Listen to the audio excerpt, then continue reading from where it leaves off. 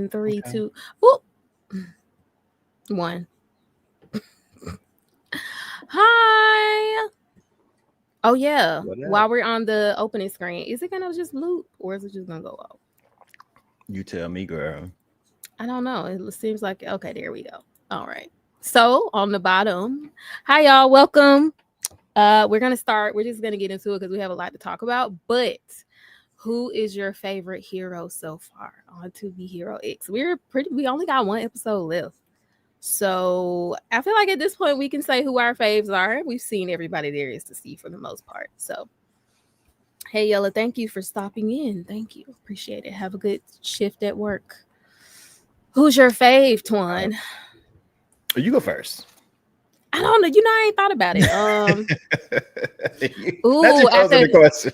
okay, because I know the funny thing is like we talked about this early on of like who was our faves just based off Mhm. like aesthetics, who we were excited to see. We've seen them all now. So after seeing everybody, who is my favorite? I would That say is so hard. my favorite is Queen. Queen. I didn't like Yeah, Queen at first, but me after neither. that Ruins incident episode, she definitely like went up on my list for sure. Oh yeah, that's why I jumped on Um the bandwagon. You need just yeah, one good yeah. bad bitch or a farming scene, and now I'm hooked line. I'm joking, but I think it was the Boa and Queen fight. That entire fight was honestly Pretty probably my good. favorite fight in the show. Dang, Up I until really don't now. know if I have a fave. I was looking forward to seeing Dragon Boy after seeing him. It was cool, but he's not my favorite. And it's not because he Yeah. was like a villain or anything. It's just because I don't know. I was expecting something else a little bit more. But of Mhm. course, he only got like such a short moment. But I don't Mhm. know. I kind of thought I would like him more. So I'm thinking about it on the level of who do I think is really cool and who am I like truly rooting for. I think this was making it hard. Because I think Queen looks super cool. Like I like the way she She looks does. and She how looks she amazing. fights. Yeah. I like everything about that. But who am I really rooting for? You know what is making it complicated? Because I didn't know who X was, and I still wasn't sure of his angle. But after seeing the story with like Smile and like if he's really out to avenge his friend or he's really the good guy, I kind of feel like I do like X as a character now. Even though before I Mhm. wasn't convinced. Like I think if he was just a villain or something, I don't think I would have liked him. But if he really is just like, I would just be trying to be over here chilling and my friend got killed, now I have to do something or I'm being pulled into this, like I can kind of get with that. So I find myself liking his character more than I thought I would. Yeah, I definitely like his character and potentially what he could be about. Yeah. But But I haven't seen enough still to like really make a final judgment with it. yeah, especially with like the most extensive fight he's been in isn't even in the show. You know what I Yeah. mean? Like Right. so like I do Right. love his actual ability, Yeah. but like I don't know, I just seen more on the table with specifically Queen, and I'm like, Yeah. I'm eating at You that know pain. what? I hate this, but I do like Nice. Hmm. But I don't know if I like the commoner is nice or like nice. So I don't know which Okay. one I like. I'm kind of I like if nice is coming out of my mouth as far as like who I yeah. like is definitely commoner nice and Yeah. definitely not original nice. Yeah, but I'm finding Mm, myself like this show is so complex, which we'll talk about how amazing the I love a mhm, circular story, but that's why it's so complicated for me because every like see I'm getting all of the details filled out mhm, and like Nice Story has always been the one I wanted to see that's held me and kept me hanging on through this circular story. And so I do feel like now that we're getting close to closing the circle, I'm re-locked into mhm, the whole Nice arc and Nice mhm. Story. So I think You're that's getting what your it book is. in right now. Yeah. And I think it's really like, yeah, he's the compelling enough character to have made me watch all of these episodes going backwards and forward. And I gotta do it for nice. I just want to know what the hell happened to Nice. Like that's literally been the thing that's held me this whole time. So yeah. Okay, heard. That is a perspective that I definitely appreciate because I I know. don't see it for that side of the field. Like, even at Right. this point, Mm-hmm. we got one episode left. I really expected the commenter to come back into conversation at this point in time. Yeah. I mean, we got another 24 minutes left, so maybe, but Yeah. Is he gonna come back? Like, kind of like poops the bed, like really the whole nice thing. I'm way more yeah. interested in everything else now that's come after, because for me, it's been such a compelling ride going back and rewatching this entire show last week. And like, I really felt like I was Sherlock Holmes. You couldn't have told me I was anybody else. Like, I was out here replaying scenes, pausing, zooming going in. back. This Girl, show when I tell has you, this show has such a almost good every rewatch scene. value, doesn't it? It does. It does. Almost every scene where there was an image on the screen, I pulled out my Google Lens. Not you translated Korean. I was It's in Korean? translated. It's in Korean. Right? Chinese. It's in Chinese. Oh, it's Mhm. Chinese. Like, child, I don't know where we at. They speak in Japanese. It's Chinese. I said, Lord. Yeah. Okay.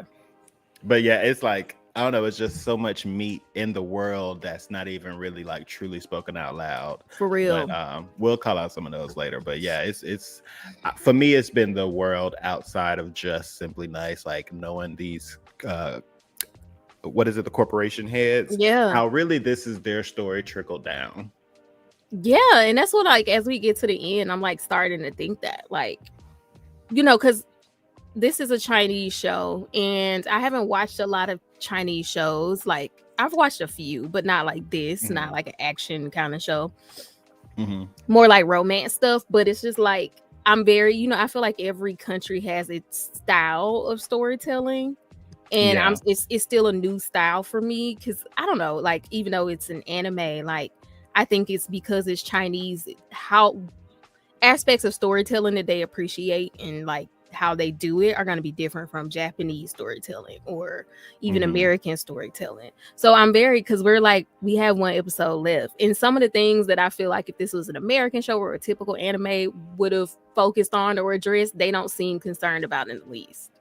No, but honestly, even within Dongwa that I've experienced, this still stands apart from those, because Yeah. like in like one of my anime groups, like we have this like just this common law thing, common knowledge when it comes to Chinese anime. And this is, listen, we're not experts. We've only seen a minimal, so don't take this to heart, Right, please. right. But the ones that we've experienced, for the most part, they are really exceptionally animated, but just lacks on the depth or lacks on really conveying a story that's really, you know, worth watching. They don't 'Cause, to get be super honest, deep usually. yeah, like into, I Super would say that. Cube for me, I gotta catch back up, but it wasn't it, although the animation was amazing. What's the other one that just came out that I was telling you to watch? The one that's in like 4,000 million K. Yeah. The Master Exactly. Lord of Mysteries or something. Yeah, Lord of Mysteries, that one. Another one where it's like, I will drool at the art, but I'm like, what is this story? And then like, I think All Devouring Well was like a good step up from those, because that kept me into it all the way, but I still felt like it could have did more. But To Be Hero X is just no complaints all the way through. Like, when I reminded them that it was a Chinese anime, they was like, oh shit. Hey, that boy, bro. Okay. Well, we found the diamond in the rough. But even still, within that, from what you're talking about from the other ones, this does have that aspect of, it's like not getting too deep. Like, it has all these characters that it could have got way deeper into, like literally any of their stories, and for a lot of them, we just didn't get that deep. But true, but I feel like it still gave us let's say it still gave us homework. It still gave us context. It gives us a lot, the you know, like callbacks, a lot of those, a lot of different foreshadowing storytelling, that Easter eggs that it gives you to find, versus others, you know, shows. I just feel like I just sat through a good 7-8 episodes, and it's just like nothing is connected at all in any way, shape, or form. And that's why I'm like wondering too, watching some of these Chinese shows, if like it feels like it's very culturally heavy. Like, maybe if I was a Chinese person, there would just be some stuff that I would just like understand, or like deeper beliefs about how the world is and what's important that would make me understand a lot more without them ever having to say it. So I feel like there's like a gnat in here and it's irritating me. So if you see me swinging, that's what it is. But I feel like that's kind of what is, I feel like I'm missing a little bit. Not that it's like making the your experience less enjoyable, but I do feel like for it to be this wide of a story, like covered this many characters, I do feel like even watching it back, we're still missing a lot of like cultural context that I think would make some stuff make sense. Like, you know how there's like just lore or urban legends or beliefs about things, life, sayings that you would just get. Like, I have a feeling like even with X's character, because he hasn't said much, done much, I feel like built within his character design even, or that things he does is some kind of like Chinese, like, you know, what do they call it? Like beliefs, or you know, those like stories, like sayings about what kind of man. Yeah, I know what you mean. Yeah, that's what I'm like. I feel like there's something I'm missing. Yeah, bunch of traditional stuff that's just going over our head. It's going over my head because it feels like his character would have made a lot more sense earlier, and their dedication to not telling me shit about this man doesn't feel like it's pure mysterious. Like, it feels like I should just understand something about him. Do you feel that way when you watch it? I don't know. I feel that way. Not as like, I wouldn't immediately attribute it to like maybe traditional stuff that I'm not catching versus maybe just not knowing all of the resources that are out there that are telling the story outside of the show. I think more so that, because I do feel that way, just not tied to that reasoning. You know what I mean? Like, the video I sent to you and I was like, watch this before we go live. Like that was dropped 2 years ago, and which is crazy. Literally. It literally gives you so much information, even because I've seen that video before. I remember a couple weeks ago I was like talking about it when we were discussing his powers, but that wasn't translated, so I didn't even catch the last part that was like pretty much telling the story of X being the most, like 3 consecutive X's, like skipping over the most. It wasn't translated when we watched it. I straight forgot. And then I think it even said what was it? I can't remember what else but it dropped another piece of tea in the ending, and it was just like, now that I watched it translated for the first time, I was like, oh girl, it was all there. Yeah. and that's the thing. The other thing about him, I feel like he's some kind of trope that we don't have over here. It's just like when I watch certain shows, like I kind of like, based off how the character is designed, I kind of like, there's tropes that you can pull from to be like, oh, I know what this, like we talked about the people in Japanese like anime, if their eyes are like closed, you're like, they either a liar, scheming, or brought from Pokemon. One of those popped up that I'm gonna bring up later, how like whenever somebody really got the glasses and it's just covered in the glare, it's just covered, they evil. Evil intentions. Right. So that's what I feel like. It's just some of that I feel like I'm missing. And because we're adding in a new culture here, it's like, I feel like there's definitely some of that going on. That is true, because I feel like over time we just naturally pick up the Japanese subtleties. And then we can attribute those as we watch. But like, we definitely jumping into, neither one of us is like Dongwa down. We're not Dongwa down. I'm not familiar enough with Chinese culture. From what I know they like work, like their work culture, like how their life is.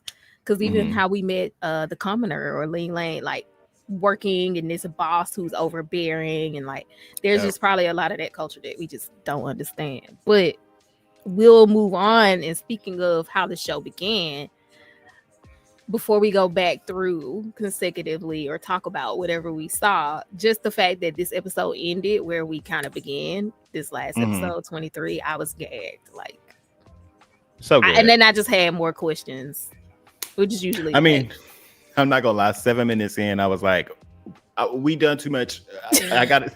We only got 18 minutes or so left. Like, where is the meat? Why they gave us this dog this late? Because I definitely was know. I mean, when we got like further into it and I started to see the story building, I was like, okay, I'm on a ride. But I was just like, I've been waiting for this episode for days, and I would really like to get right back to it. And here y'all go, talking about a dog, giving a backstory. I felt so bad because I definitely was like, girl, why y'all bring us this damn dog so late? Y'all playing in our face now. But it ended up being a very satisfying thing. I didn't know if it was gonna be satisfying either, girl, because I was we concerned. this is episode 23. When the last time we talked about it? Was it 19? It was 19, wasn't it? Yeah.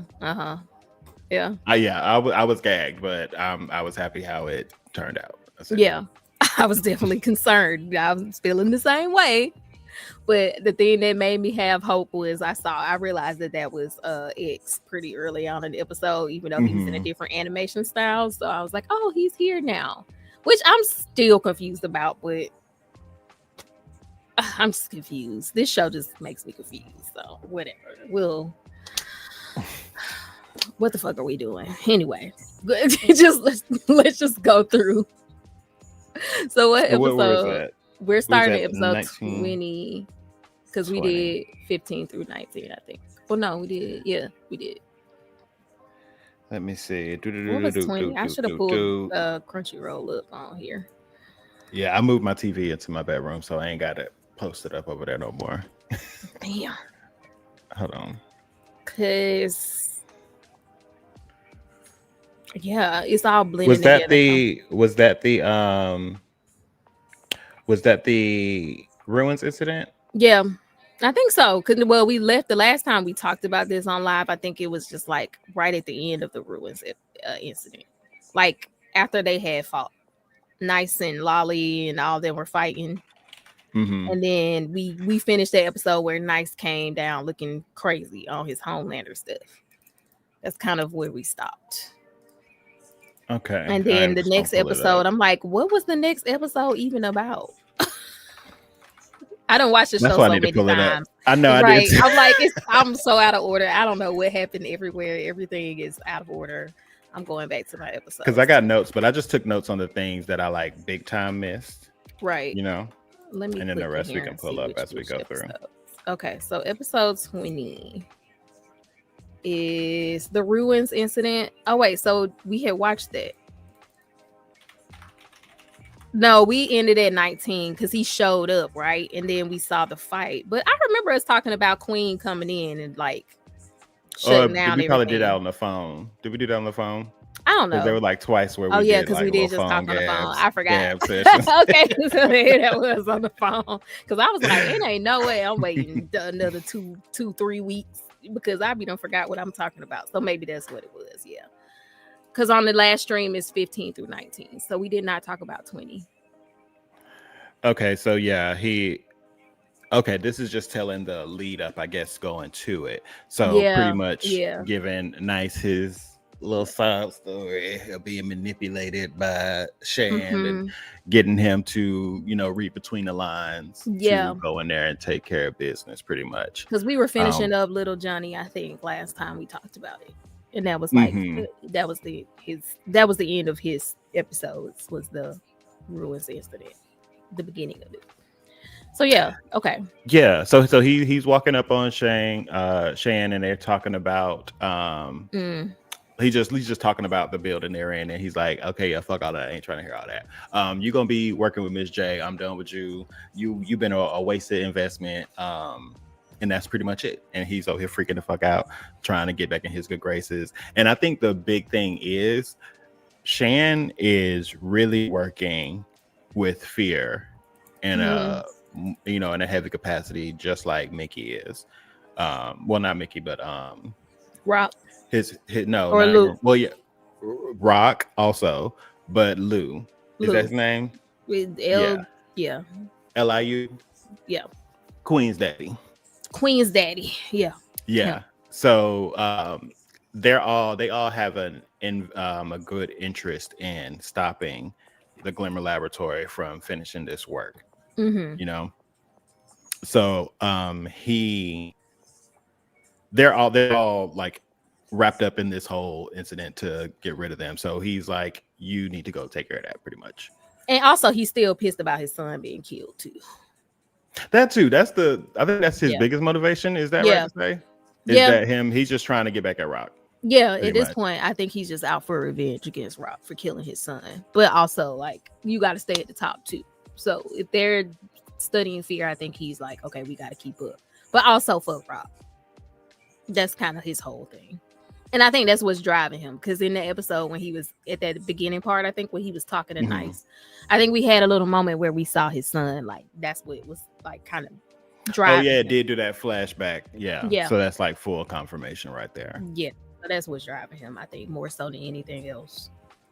And I think that also I've landed on officially we're one episode away, and I finally feel good about Isol. That is new Isol, because in the captions it literally said Yang while he began speaking.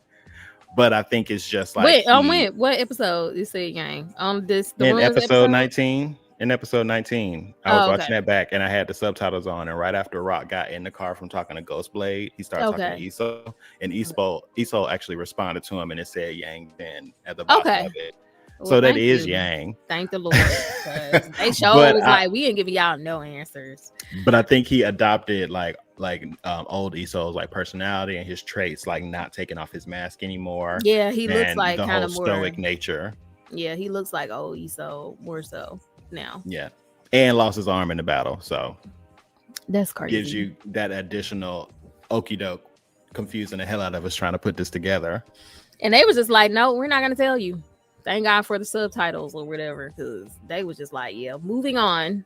You're not getting that answer. But episode 20 is where Phobia Clone comes really into the picture, right? Like we finally. Like, who is that? So from what I could tell, and this is scattered throughout my notes, so I would have to like scroll around and dig for the pieces. But Phobia Clone is the one that Vortex was talking to Shang about, Little Johnny's dad, when he was like, I need your help. Okay. And he didn't want to come back. And it was because I think at the time, Body or Split was, and I think they said in the Chinese Dongwa, his name was Split. That's where I got Split from. Okay. In the original Chinese Dongwa. Because they haven't called him that on here. What do they call him on the show? Phobia Clone. Phobia Clone? Okay. Yeah. Or however you pronounce it, but it looks like very literal. Right. Yeah.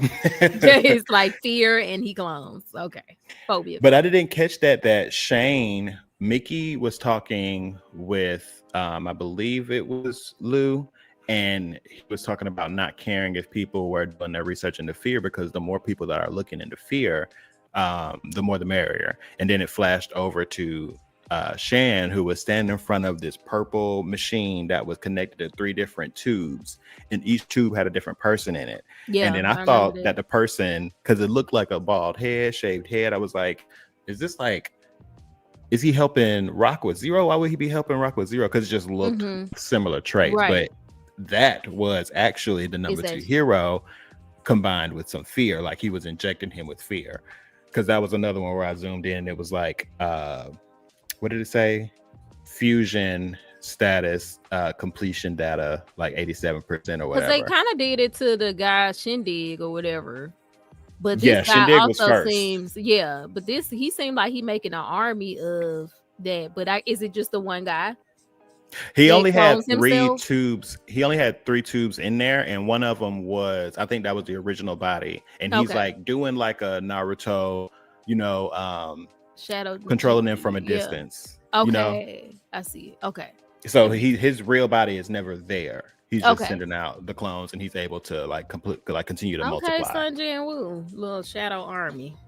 Right, exactly. Basically, okay, that makes sense. Because I'm like, I saw him in the tank, but I didn't really understand. They're not gonna say. But I like that they y'all figure it out or not. They just show us enough to figure it out, but they don't really spell it out. But this is the thing. It said that Vortex was in, I think it was episode 18. I'm trying to find where I took the exact quote from. But they were mentioning how the casualties, like the plane went down, and Vortex was there to aid the victims. He wasn't actually on the plane like I thought. I thought he was like injured and just like on the plane. And it's also weird because they said something about the passenger list wasn't complete. So that's why I was like, was he on the plane or not? And that's exactly. Let me find where I put it because I think I called that out specifically, and I was like, this is just Yeah, not because they making made it sound sense to like they me. secretly hid who all was actually on the plane. Like the commission or somebody was like, it definitely felt like when you watched it, because I watched it again, that the commission covered up this because they were like, first of all, how is the plane crash happening in this time? So I don't even think he Mhm. went to save it. That's what made it feel like he wasn't there to save it. Like he was just on the plane, but also he could fly. So, but I mean, I guess he would take the Right. plane, but it's like, it seemed like he was on the plane That's the thing. So as a it's passenger almost because there was a news announcement. It said Johnny talking to Vortex after beating him. You still needed him. Rank 2. That was Phobia Clone. You needed my dad to beat him. Vortex was among the occupants, but not flying on the actual plane.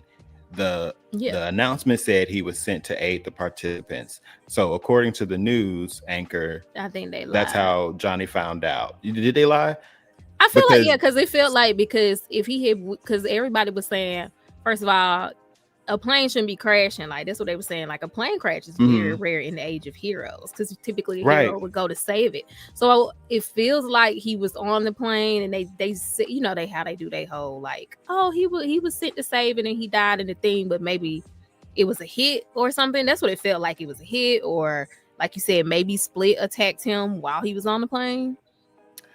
I was trying to find it's the specific the actual dub said that Vortex and Split were in the original Chinese dub, the demonstrator who Lu meets after he quits his job as a journalist claims that the plane crash caused a plane crash that orphaned Lucky Cyan was caused by a battle between Split and Vortex. Right. So it was called a battle between them two. So I'm like, was Vortex sent to aid the plane that somehow was going down, or was he just a passenger on it and Split came attacked the plane? That's what it felt like to me. Okay. It sounded like it made more sense, because you didn't see, when you saw the plane crash, you didn't see anybody flying, you didn't see anybody outside of it trying to save it. Like when you watched it, they showed the plane going down. It's like you don't see anybody. So I'm like, maybe he was just on the plane.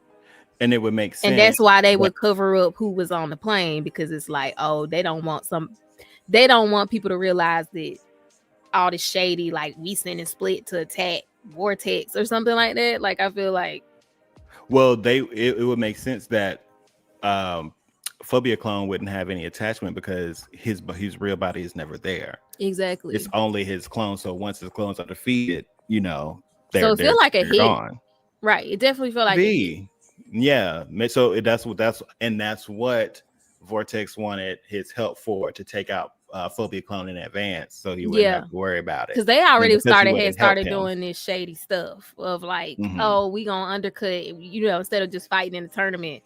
They had already started doing this shady stuff of like trying to take people out of the tournament before the tournament. So I feel like it could have just been that, or it could have been these CEOs cutting up. I see that. I feel like that is what it is. He was hip to the game. He knew the bullshit was coming, and he was like, I need you with me, because Shang was a healer, I believe. Yeah. And yeah, he was like, you know, join me or whatever. But he was like, nah, bro, you good. Hey, you do your thing. That's crazy. Yeah, so that was a little weird. But okay, the Split thing, I hadn't even paid no attention to him. I didn't either until rewatching and saw him in that tank.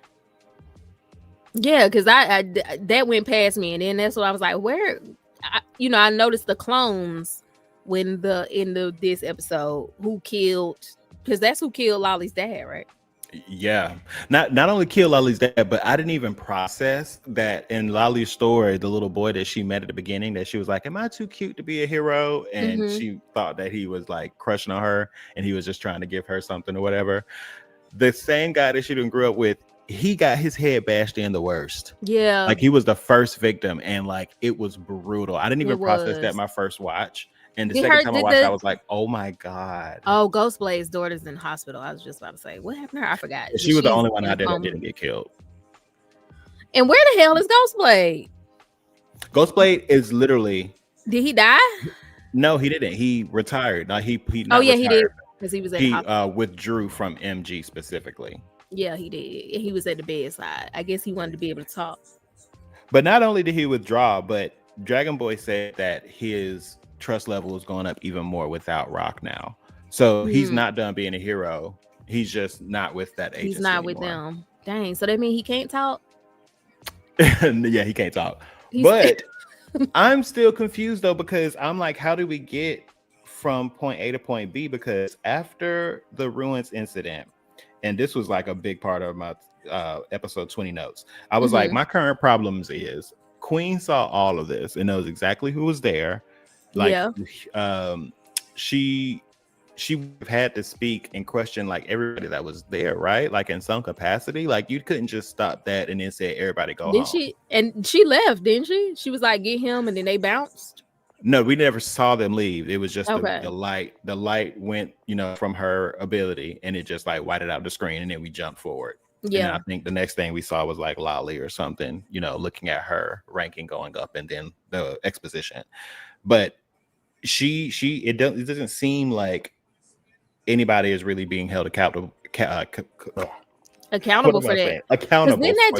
But didn't that kind of just happen not too long from where we are now, like where we've gotten back to in the show? The Ruins incident just happened. Like, what year was that? That was 41, right? Somewhere around there. Yeah. It wasn't too far away from it. Yeah. But Nice is still out here operating though. In between the Ruins incident, he's still carrying on and doing things for we haven't seen Shan. Queen. Yeah, we haven't seen Queen in modern day in year 41 since the Ruins incident. Right. So we don't know. Because before I forget too, because we're talking about year 41. In episode, so year 41, when we finish this current episode, he was saying there's still the tournament that's gonna happen. 15 days. Nice said that. He was like, the tournament's in 15 days, right? I could still have a chance. He was like, because of damn dog, honey, you're out of here. So he said that. Now in episode 1, the tournament was coming up. So we're episode 1 is what I meant by 15 days. The title card in episode 1 at the end of it said 15 days until the next tournament. So I don't know exactly when the tournament's happening from the time Nice talking about it in that episode. So we are still leading up to the next one, because the last one got canceled, right? That's the one X1 by default. So we leading up to the next one. So we may see everybody again in this last episode.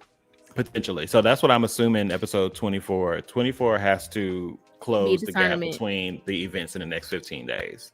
Either we're skipping over the next 15 days or this episode is the next 15 days. And that's why I would think we would get to, because based off how this episode ended with where we started, which was the day Nice went off the roof, then I'm assuming we're going to go forward now to the tournament. It would be really nice if we pick up. I either want us to pick up at the tournament or we picking up right as Nice rubs his eyes, or the commoner rubs his eyes from the blood, and we're right in front of Isol. I want us to pop up. Actually, because we've already seen the next 15 days when we watched the commoner's arc. We've already seen it. I just forgot that completely. What? We watched the commoner's arc was leading up to the tournament, so we should just. But we didn't see the tournament, right? So we should just skip back to where Nice, the commoner story left. That's what I'm saying. Either at the tournament or seeing Isol, him reacting to Isol. We need one of those two. That's what pick up at. Yeah. Because I don't even know how many days the commoner's story spanned now that I'm thinking about it. Was it 2 weeks? I'm not sure, but it was longer than 2 weeks, because they were threatened to be in that place for like at least a month. And I think they were in there for that entire time before they decided to sign the marriage contract. Yeah. Well, it was an extended period of time. If the tournament ain't happened, we know it wasn't more than 15 days, because it was 15 days away before all that happened. So it had to be at least. If we went past it, then that means we skipped the tournament, right? If we did a whole month after he... Wait, was that or was that after the first arc? I can't remember now. Was it the first episode or the first arc that it showed that title card? where it said 15 days until it was the first. No, so it was year 42. Mhm. And at that point, when Nice walked out the roof, it was 15 days. The tournament was 15 days away. Now, as Okay. far as the commoner's story, like his story through, that might have been 2 weeks.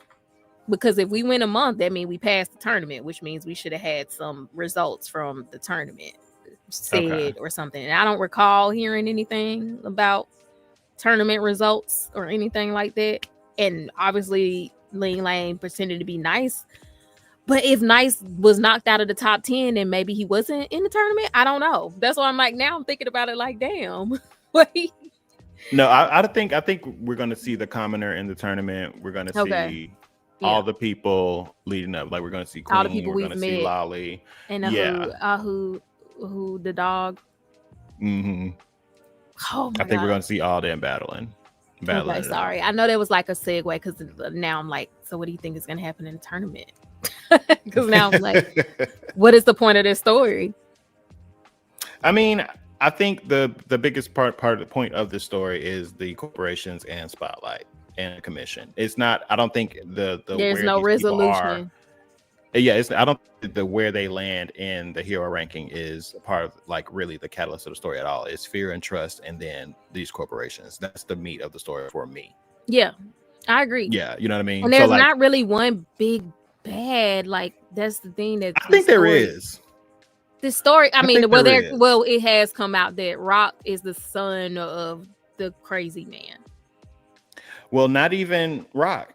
I think it's the character we haven't even seen yet. Well, the one that's in the screenshot that I put in those notes. Did you see that? Can you open that? Oh, with the notes. Who do you have a picture of? So go into those notes and look at. I think it's around episode 18. And it's an image of X in the middle, and then there's 4 images, 2 on either side of him. Okay, did I say? Okay, let me go down. Oh yeah, these 2. Okay, so we've seen, and you should be able to zoom into them to see the detail. You talking about this one, right? Yeah, that one. Okay. So yeah, who is this one? The question mark person, right? That's who, honestly, a part of me, haven't seen that person. The people on that screen, we got Rock on there, and it has limited information about him, and it says possible relationship, and it says what did it say for his relationship?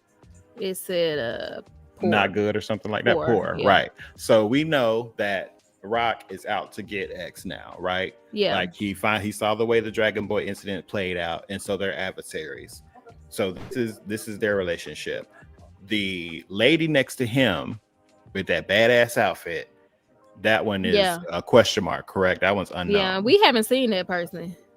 We haven't, but she looks very much. There's nobody really else that she looks like other than, in my mind, like a part of Spotlight. Like she looks like there was somebody that he was on the phone with.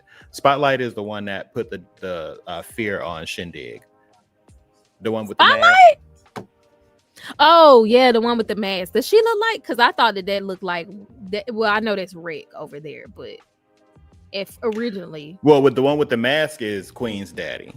Yeah, the one with the mask is Queen daddy because we saw his hair behind. Well, there were 2 different times where he was on the phone with somebody. One time he was talking to Mickey. The other time, I believe he probably is reporting to her. Okay. Or whoever that is. That's why it's a big question mark. What did you call? What do you call her? Spotlight? Well, that's what the organization is called, Spotlight. Wait, whose organization is? See, that's why I be confused. Okay, tell me about Spotlight. So Spotlight is just a separate organization, not part of the commission, right? Mm-hmm. MG, DOS, all those FOMO, those are all under the commission. Spotlight is a separate organization that is looking into fear and using it, for X means. We found out that Queen's dad is the guy under the mask for Spotlight, but he was reporting to somebody. He's not. I don't think he's where the buck stops. So he's the only one we know that. Mickey. So we know Queen's daddy is the only one we know that's working for Spotlight. That we know, yeah. Because they were pretty heavy-handed. Well, yeah, it has to be her because even in the outro song they say Spotlight. Yeah, exactly. But I mean, So that's that question mark of a relationship. That's just speculation on my part. Looking at It could be somebody else. But looking at the character design for Spotlight. Mm-hmm. Well, Spotlight again, that's the organization, not a person. Or whether this person that you say you think is under Spotlight. When I saw their picture, it made me think of Queen. It's Queen's powers. Something about it just related seems to, let me see. It's not that it is Queen, but something about her aesthetic to me aligns with Queen's aesthetic to me, or how her powers look almost. And like, oh, I hate that idea because it's not. I just had this thought just now, just thinking about it. I'm like, but what if Queen's dad injects her with fear? I don't think it would be her dad. Now, if we look into, I am with you on that because I don't want it to be her, but now and I think there's another photo of that in the notes too. There is in the intro, there's that image that we talked about before, where all of the corporation heads in that red room, they're sitting in chairs. The only one that's not sitting in the chair is Rock. Rock is out of his seat and he's staring at an image, and that image, that is Queen he's staring at, and he's real like contemplative. And I think all the other images are of like Spotlight symbols. So in my brain, this is Rock looking at this image of Queen, and I think Queen is gonna get injected with fear. I hope her dad wouldn't be cutthroat enough to do that to her. That would be like, he seems too chill, like you said. Like he seems too, just knowing like tropes and stuff. It's like, of course you would say it's Rock. Of course Rock seems like the one cutthroat enough to do that. But I really don't see it being Rock. I think it's gonna end up being her daddy. Like, I don't know, because like you said, he had a really shady combo.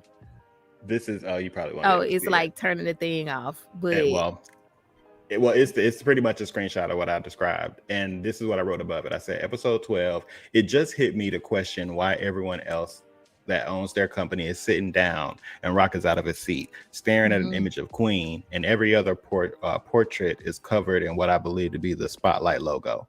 Lou is involved with Spotlight. This is me before I had officially realized he was. This is my speculation. I said her father can't be working that closely with that sleaze creep Mickey and be untainted. It doesn't make sense. And they're painting him to be too kind-hearted. Rock has special interest, either that he knows Queen is maybe the strongest hero to oppose X, because he's looking for someone to do that. Dragon Boy is not it. And her powers seem like if she can touch the ground quick enough, she could be a factor. So I said either to oppose X, or the connection between Queen and Spotlight being Lou, and Queen is Lou's weakness. Rock would absolutely be staring at someone's weakness and how to best exploit them for their plans. So that's just what I got from him being up there. I thought it was contemplative. And honestly, I don't even see her dad being like, I haven't seen anything about him that makes him like this doting father that would care so much. Like, I really haven't. I mean, I could project that on him because he's her dad, but I just haven't seen it. She's not even working with him. She's working with Mickey, right? Uncle Mickey. Well, so I kind of have seen it, because there's moments where, like in the moment where he brought up her going on vacation, and Mickey only know part of the plan. And then when she came in and he was like, oh yeah, you should go on vacation. And she's like, where? And then he, music plays and he sent her on that mission. But Mickey's reaction to that was like, hold on, wait a minute. Oh, you mean the dad's reaction to Mickey saying? Yeah, not Mickey. Yeah, her saying, but he still didn't stop him. So that's why I feel like ultimately he didn't. But he has that relationship. I feel like But I can see him just being a table. I feel like she's gonna be a pawn. I don't think he's gonna come and inject her himself or anything like that. But I definitely don't see him stopping her being a pawn to a bigger plan, because if he's working in the shadows.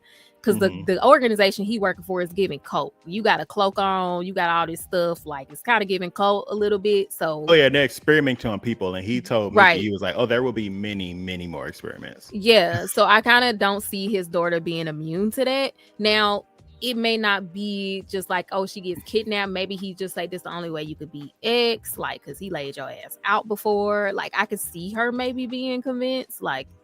You need to I don't stop see her being the. You need to. convinced. I You would need to hope she's stop gonna be the. convinced. Well, this is the way to beat the commission because he don't like the commission. It sounds like she don't like him either. I can see her maybe being brainwashed, but they would have to do something to throw her into that space. I don't think if she, as it is now, she could be convinced. But I think that her daddy's shady to me. Like he's the one that took Cyan to the orphanage.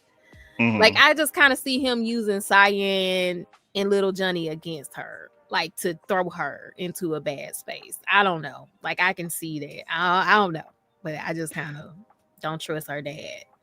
Oh, no, I don't trust them either. I'm just hoping that they're dropping little bitty, the same way they did with Ghost Blade. I'm just hoping they're dropping just tiny little fragments of like actual care, and like you know, even though they're horrible people, Right? that small little part of their humanity is still there. And on top of that, we've gotten so many heroes now that have nefarious means. I need for Ahu, Lolly, Lil Johnny, and Queen to, and the Commoner, to all like just be good people because everybody else is fucked up. Because even if we took it at face value and say, okay, out of all the heroes, we know there are many more heroes in this universe we didn't even hear about say anything. Like we didn't see nothing. So let's just go from the place of everybody we met are integral to whatever is about to happen in some way. Or else we wouldn't have met them. Like we ain't just meeting them for even a damn dog. I don't know why we'd have met this dog, but everybody we've met is integral to whatever is about to go down. That makes me so worried for Queen and Little Johnny and Lucky Cyan. Like it makes me a little. She looked like Queen. The first thing I thought when I saw that unknown person was that looks like Queen to me. Character design wise, something about it just it's giving. Out of all the aesthetics we've seen, the only person that would match it to me is Queen. Yeah, so I the sharp angles. It is giving very much Android. Android, angelic, and like how we saw with Smile, right? Like, which I loved. Like when fear takes over, you don't completely go off your aesthetic, but it's like dark or it's different in some way. Like to me, this could be Queen injected with fear. Like but all the black. Like, these are all people. Like, how do I say this? These are entities. Like, if this was Queen, this would have had to be already. And she would have to be going in and out of this form. You know what I mean? Yeah. Like, because this isn't. I think this was shown. When did I take the screenshot? I was gonna just ask you that. Was in episode 18. Vortex, blah, phobia clone, Mickey. Lou. So you're right. That's the only thing that the commission had this up. The commission had this up at the moment. So I don't think like it's just something in me that's just like we haven't seen this at all. This whoever this is or whatever this is going to be somebody we've seen before that we just don't expect it to be. Because I just feel like we got one episode. Ain't no way you finna just throw a random ass new person out here we ain't seen nowhere else before. I mean, they could easily save her for season 2 because they didn't even mention her when this was on the screen. This is a literal snap, like took this off and was like, who is that? But if we move on right across to the other side, we see Rick and then we see this person 9. And we haven't seen them either, have we? We seen Rick. That's Rick. No, we seen Rick, but I'm saying the other person. So 9, this just hit me when I saw episode 23. So like I was trying to figure out this entire time we were watching this fucking show. What is X's ability? Like what is it exactly? Like what can he do? Tell me in words. And we ain't been able to say that yet. Right. And I think I sent you that too. That's in here. I took a screenshot. I put that in the PDF too. I literally went to ChatGPT before I saw episode 23. I'm tired. And I said, who is X and how did he get his powers? I'm tired. What are his powers and how did he get them? What is this? Like, was he really a magician for the circus? Or was it just a who's vision of him like a magician? No, I think that was actually a flashback to me. Okay. I genuinely feel like that was because that's how I initially processed. I thought it was just a metaphor, just him just seeing stuff. I thought it was a flashback at first. Something. Okay. I thought it was a flashback, but then I was like, wait, maybe it's a metaphor. But it just makes sense for me now. So in episode 23, we're skipping a little bit. Yeah. In episode 23, Ahu, he was watching the X fight and he had a flashback. It said that he grew up in circuses, seen him all his life, and he remembered seeing X there, and that was the closest thing to magic that he ever saw. And then it had a flash of X, doing different magic tricks, took off his hat, and then he looked towards him, had on the same X tie. For me, it all clicked, because I think, what did ChatGPT said? ChatGPT said it appears that as soon as he achieved highest trust value, his powers manifested. The process is not well explained in detail, but the implication is public belief, blah blah blah. Just telling how trust works. Because he's a magician. That makes the most sense for me. Yeah, that's what I mean. Because your powers don't come out of nowhere. I mean, they do. That's what I'm saying. It's related to how people saw you or what you did. So and they were just talking about him just getting, once he reached full trust value. But I'm like, how does he gain trust value? How does the number on his wrist go up? Who was believing knows in who this man? He is. Like, that's what I'm saying. But if he has a front facing persona, right? Then if that persona gained trust, then. Right. But even that was still a little shaky to me, because that's what I'm holding on as my anchor, right? In my head, okay, it makes sense if he was always, doing these small shows, going around in that white-haired persona, and those people not knowing what his abilities are, giving him trust value and that turning to his ability. Kind of like Iso, new Iso was just like, you can just be out here doing your thing, and a few people start believing that you really are.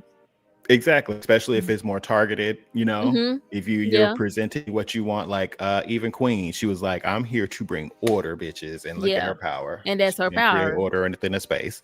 Right.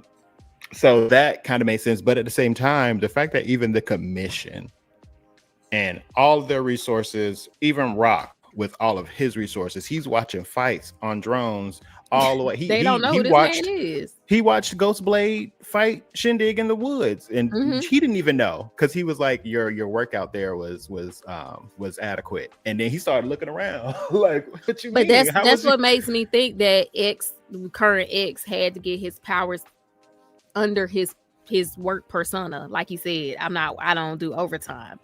So he must have gained his trust value as his magician self, not his normal man self.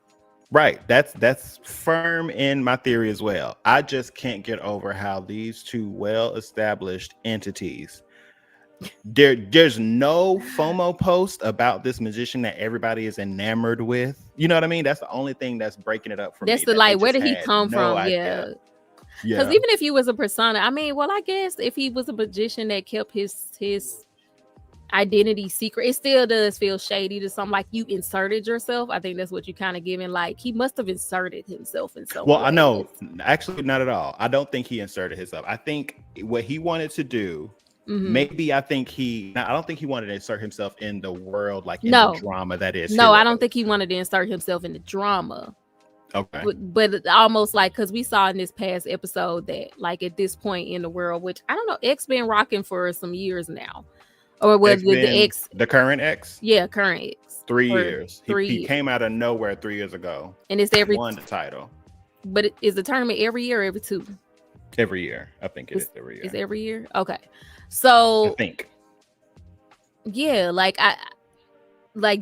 because we saw in this episode the girl was doing stuff, like because of that FOMO and all this stuff, you can just kind of do stuff and then get people to believe in you, and you don't need management or the commission. So he has to be somebody like that, like in a way. That's what I mean by asserting himself. Like he had to be someone that used a different path to get trust value. In that way, maybe it wasn't like, oh, I'm just a magician out here doing my thing and people believed in me. Maybe it was like, I have to get power and this is my way to do it. Like be a magician and make people believe in me that way. And that way I can, like, it seems planned. Like this doesn't feel like he fell into being a hero. It feels like he probably made a conscious choice because he's been able to keep his identity so secret. Like because it feels like more calculated, but I don't know what would have pushed him to do it though. That's the only thing. I don't have no motive for this man. You said you went back and watched the X and Smiles. You watched the X and Smiles scene. What episode was that? Ooh, Because it was I like, took oh, notes it that I was the wanted to mention on there. episode. It was the episode right before he fought Dragon Boy. Was it the Dragon Boy episode? Because he went to visit him, and then when he went outside, that's when Dragon Boy pulled up on him. So was it the Dragon Boy? It was the Dragon Boy episode. Okay. It was kind of in the middle of the episode, like Rock and Dragon Boy were talking, and then Nice, or he was talking to Nice about Smile, that episode. Whenever he was talking about him, and then I think it was the Dragon Boy episode. And then he went to visit X or whoever he is, and then he went outside and he was ambushed. So it was kind of like smack dab in the middle, but I don't know what episode number it was off the top of my head. I just watched it though. Maybe it was 2021. Okay, I think I got it. Oh, and I did want to clear up too, because before I was getting confused with. Yeah. I think I said somebody was X for like years and years and years. I think I said Smile, and I had to put in here. I was like, Smile was not X for decades or even close, like I claimed. He was just been in the top 10. Yeah, because he specifically said you've been a top hero, not the top hero. That's what I thought. Yeah, because when I first heard it too, I heard it the same way. I was like, damn, hold on. But yeah, I think it's just he's been in the top 10. Okay. But yeah, so he did say when they had the conversation, one thing that stood out to me was when he was just like, you, because remember when I first watched this, I didn't even realize this was X. Yeah, it was. I was like, oh, I was like, yeah, X was in the episode. I think that was my favorite part of the episode, just seeing X and Smile chill. He was like, yeah. What? I was like, oh wait, when? So then when I went back and saw it, he was like, snap and turn to your other person, your other self, and talk to me. He was like, I don't work overtime. So yeah, he definitely got very Nanami coded. Very Nanami coded. And that's the thing I'm struggling with this character. I have no motivation for him. Like, I don't know why he did this, but clearly he made a conscious choice. Maybe he didn't. I don't know. He doesn't feel like somebody who just became a hero by mistake. That's the thing. Like, I don't know. It just feels like he just knew he had to do it under this persona or something. I don't know.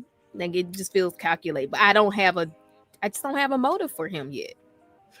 I am trying to find it so bad. I literally wrote out my entire theory for this because I feel like I do. And if I can't find it, I'm going to have to do it. You feel like you got a motive for him? Okay, well, I'm just got to. Besides not liking the commission? Well, so. Sorry, my ear holes. Cool. So you were saying that you didn't see the motivation for X. I just haven't come up with it. Like, maybe it's there, but I don't have a solid one. So when they were speaking, he told Smile, he said, Smile said, so your big talk with the commission, I hear they're done. No more title for you. Like, that's it. That was right after the conversation. They put the hit out on him. And so X said, if they wanted to take it, I would gladly give it to them. Like, I never really intended for it to be like this. Right. Yeah, he was like, I wanted to quit last year, but because of the Ruins incident and they canceled it, I had no choice. I was stuck. And then the next, situation happened and he was X again. So he was X for 3 consecutive years. And he really only probably intended to do that one. So I think that he really was a regular person like that, just wanted to be a hero. So he made the persona. Did the little X thing, and then so put himself in front of audiences. Exactly. And then I think that's what I sent you. That's why I couldn't find it. I sent it to you in a text message instead of, because I was like, that definitely wasn't in your notes. Yeah, so I said it was after. Okay, there we go. Now I was breaking down Nine's involvement too, which I'm gonna jump back to. But I really feel like because he initially started off that way, he got that little spark of an ability to where he could snap his fingers and do whatever. That little bit, just like Queen, she had that ability, but she wasn't immediately number one. She still had to work for years to get to number one, but she had that bomb ass ability that really did hard carry her. So I feel like it was the same with X. He got the spark of an ability. That's why he didn't need a bunch of crazy trust level. Right. And then he did the tournament, won in a heartbeat. And then I feel like he probably just started skyrocketing from there, probably to carry on the remainder. That's what I'm assuming could potentially happen. And then the turning point is Smile. the smile incident. That's what and I that's why I'm believe. like, I'm interested to see like how he moves now. When if only thing we have about him, only thing we could possibly have his appearance in, because like you said, only the next 15 days. Let's just assume the commoner story arc covered those 15 days. We don't really have much X in there. People talk about him. We have all them snaps and scene changes in there, but it also makes me wonder. Okay, like after everything we've seen, yes or no, do we agree? Have we decided that the animation changes, at least in the first couple episodes, have anything to do with X actually doing it? Or do we think it's a stylistic choice? No, I don't think it's stylistic at all. I think because anytime there was an actual in the moment battle scene and the animation flipped, you heard the snaps from X. Whenever there was a flashback or anything, does it in the same. But we never hear the snap. But I think that's just because when he snaps his fingers, that's what reality is in that moment.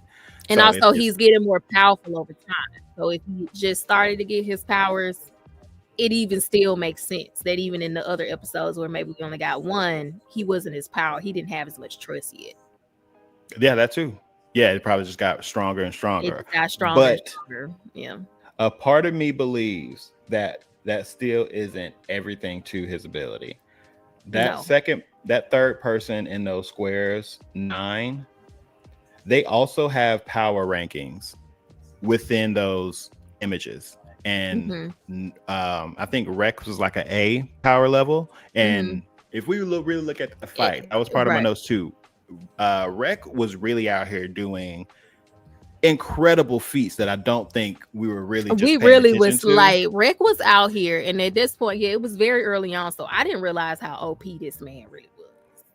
Yeah, like he really was taking Earth to the heavens, like changing the landscape for what looks like miles. Like this man was exceptional, and he wasn't using fear, right? No, he was using fear because he was working with the Treeman group, the Treeman organization, and you kind of can see the fear. You can see, like his color scheme too and stuff like that. Yeah. Okay, so he was using just the abilities. And I think at this time, since it was we don't know, but it's so late in the development of the story, like fear has been refined over these years. So I feel like that's why he was probably like the most recent to be able to use it to that extent, I guess. Yeah, got it like kind of overtaking him. Yeah, because he was kind of, cracking at the end when his emotions got the best of him. But also, we don't actually have evidence that he wasn't injected with it before that, because seeing him fight Nice in the flashbacks, he wasn't like that. No, I think it's just like he was part of the Treeman group, the Treeman organization. So if anybody is a hero or a quote unquote villain under them, and no, actually, no, what am I saying? Shang said it himself. He said that we created that scenario for our heroes to have villains, and he manipulated that from fear. He used fear to create those. Yeah. So that's the confirmation for that. So, but I don't know if he was always as powerful as he was in that final fight. No, that's what I'm thinking. Because like I think his journey probably. Yeah, because I'm like, at first it was just kind of him and Nice playing it, the hero villain thing. But I think in that last fight when he pulled up, I think he really fear had overtaken him. And like you said, it could just be the emotion of like Nice is gone, something weird is going on.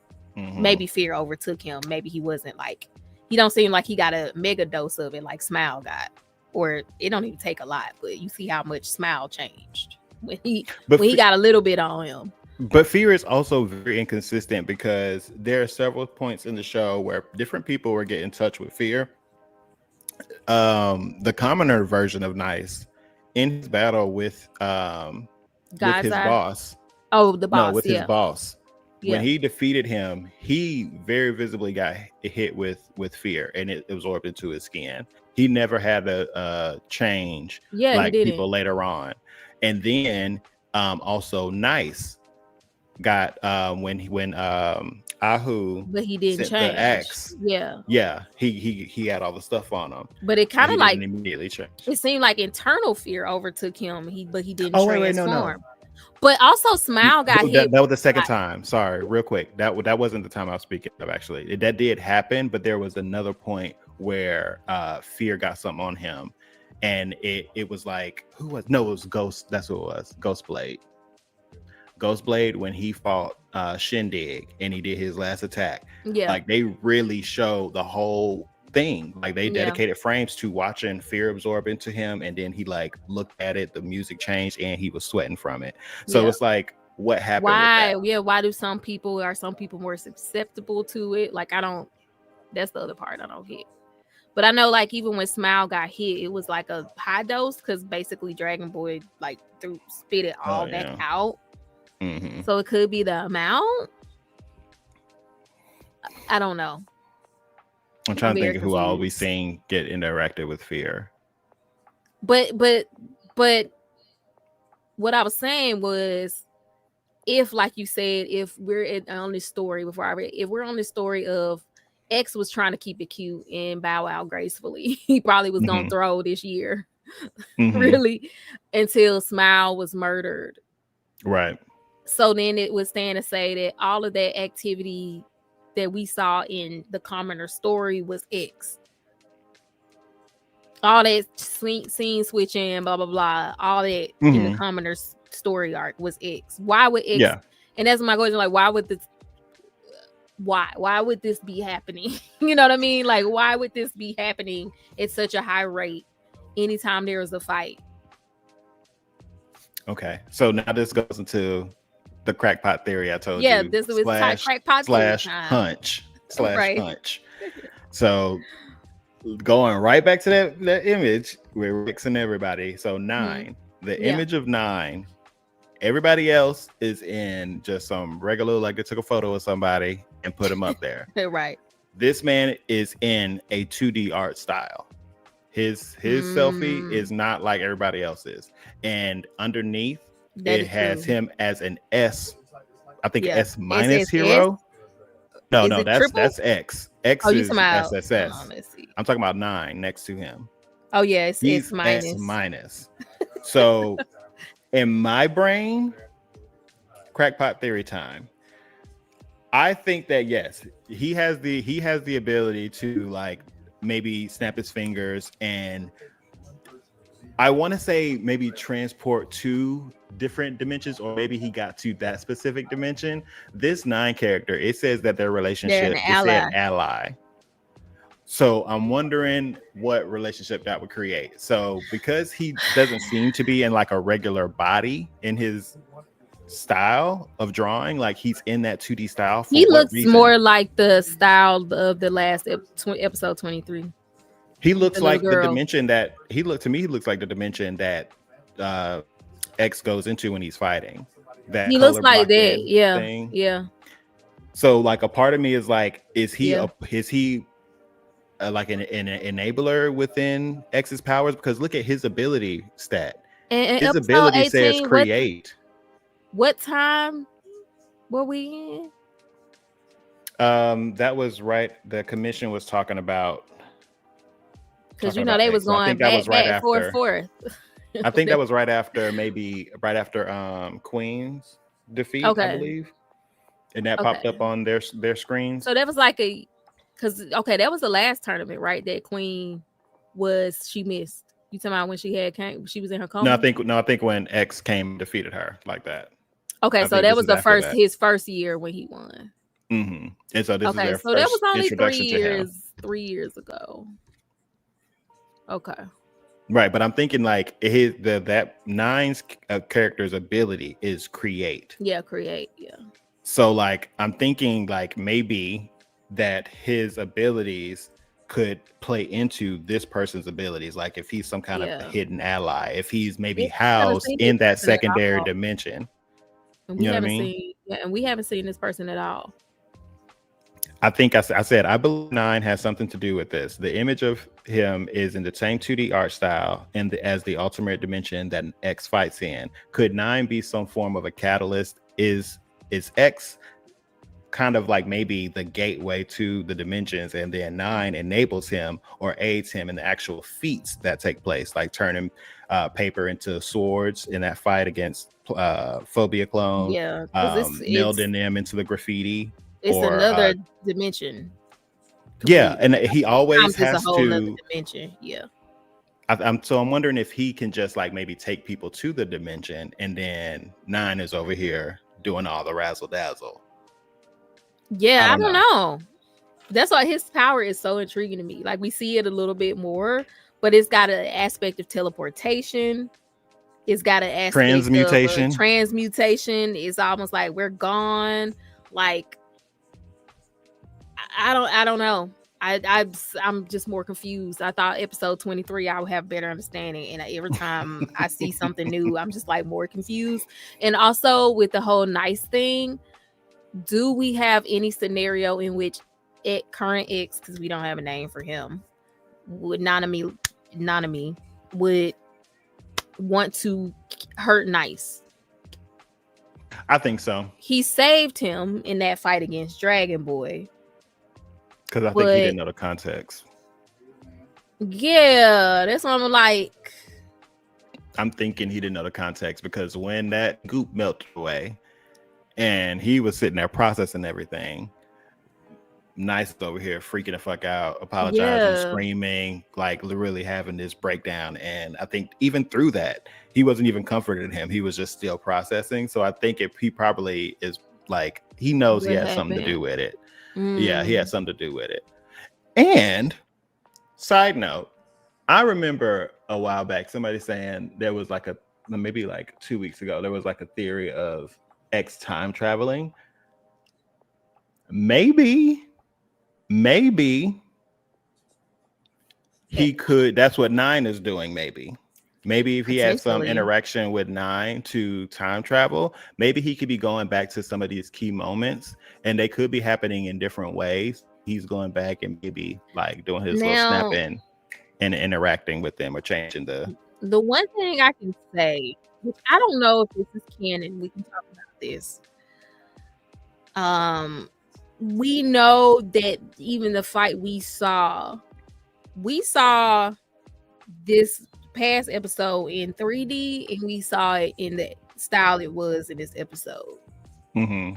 So is it happening simultaneously in both dimensions, in 2D or anime style and 3D? Is it all happening at the same time, like, parallel universe kind of thing, like you're saying?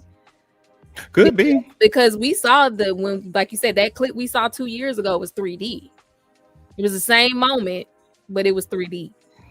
And then I think it had all 3 of those in there, actually. Yeah, but we saw who in like 3D, and like that whole scene with him running up to him at the vending machine and pulling on his leg, that was all 3D when we saw it. Well, until in the episode, he did the initial snap, and then it turned into the 2D that we normally see with X, and then it turned into that graffiti. Yeah, so that's what I'm saying. Like, does it exist? We saw that same, but we did see that same moment where X was at the vending machine, and he ran up to him and beat his leg. That was 2D in the episode, but it was 3D in the clip. So like, are they happening all at the same time, and he's simply just going through dimensions? Like that, I'm so confused by this man. And that's the thing I noticed, because I watched the clip you sent me, not knowing it was gonna be in this week's episode. I watched it before, and it was like in 3D, and I was like, oh, it's in 3D. Like, I don't think I actually watched it until after I watched the episode, and my first thought was, oh damn, it's in 3D, because in the episode it was 2D. But it switched between 2D styles, because it was that real rough 2D. And then but we in the clip it was 3D. When he went to go get him. That is true. Yeah. Good point. And now I'm seeing it, because I just went to go pull up the trailer, and I was like, wait, what? Yeah, it was 3D. Now, because he went to him, and even when he took that first sip of the drink and he pushed his hair back, that was in 2D. But in the thing, it is. Because I thought that supported the theory you just said. Like, if it absolutely is happening concurrently across, and he can just jump into different ones. And it's the reason I call him Paper Mario face ass was because that was a big part of Paper Mario. Like, if you go from like there, you know, it's Mario. It's got different mazes and monsters, but in 2D, certain planes of existence just don't exist. So you literally can't see the way to get around an obstacle unless you shift into 3D. Yes. And I was just thinking about how, like, to the people, they disappear. Like, they like, oh, they just disappear. Like, X will come in and then they would disappear, but they didn't really go anywhere. It was like they were just traveling through a plane of dimension that they can't perceive. So it's very much given like Paper Mario, like a fourth dimension that he's traveling through. Yeah, I think that could be it too. Like they're all happening concurrently, and he's just like flipping their position within them. And then maybe because he's in certain ones, it gives him the ability to manipulate reality within a certain way. Like they can only move in one plane, but he can move in all the planes. Like when the fight that we didn't see in the actual episode with when he put them into the sidewalk, they can only move in one plane, which is straight because it was flat. But he's like dodging them. When you watch the clip that came out 2 years ago, he's moving in ways that don't even make sense from their perspective. So yeah, like he's gliding on soda cans, turning into long strings. He's floating up. He going left, right, side to side, and they're just walking straight. So I'm like, this man, which is a mind fuck, because the show is in 2D, but then I'm like, watching a show in 2D and then seeing a character manipulate 2D, and then you're like, but it's like fucking with my brain. Like it fucks with my brain. Because I'm like, okay. I mean, but he also could 2D. Just be. There's also that fourth element, right? Not fourth element, but the fourth wall element of this that I think he's able to break, but also that they're actively including us in with this whole bullying thing. So there could be something to that too. Like maybe if they drop something being like, maybe this whole time X was being powered off of us as viewers, like our watching and our trust level. I would just throw up. Like, what and if the fact that we've been speculating his abilities all this time. Like, what if the final episode just comes out like live action, and it's like a live action X? What if the last scene of the show is just a live action X? That's gonna piss me off. In front of a TV. I've already given you all of the leeway and have been defending you on all these animation changes because I genuinely stand by them. Do not add in live action. Do not make me. What if they do that? What would you? I would hate it. I would hate it. Why would you hate it? Because I don't want to see nobody's real life interpretation of these characters while I'm watching it. I think it would just be the end, though. I feel like it could just be a final shot. Like he always has this smirk. Like, could you imagine just like let it all play out, and then at the end, it's just like real X sitting in the chair, flipping a coin, smiling, and that's like the end of the show.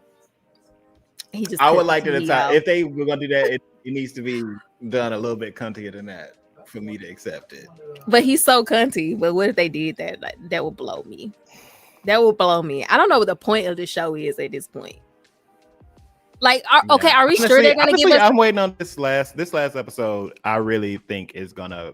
I believe, hopefully, hammer down just that, like what the point or the stakes or what the goal of the show is. Because are we sure we're getting more? Are we sure we're getting another season? Are we sure there's more story? Yeah, they're getting another season. Okay, we're definitely getting another season. Okay, I'm about to definitely look it up, but we are getting. But they're like, that's the end.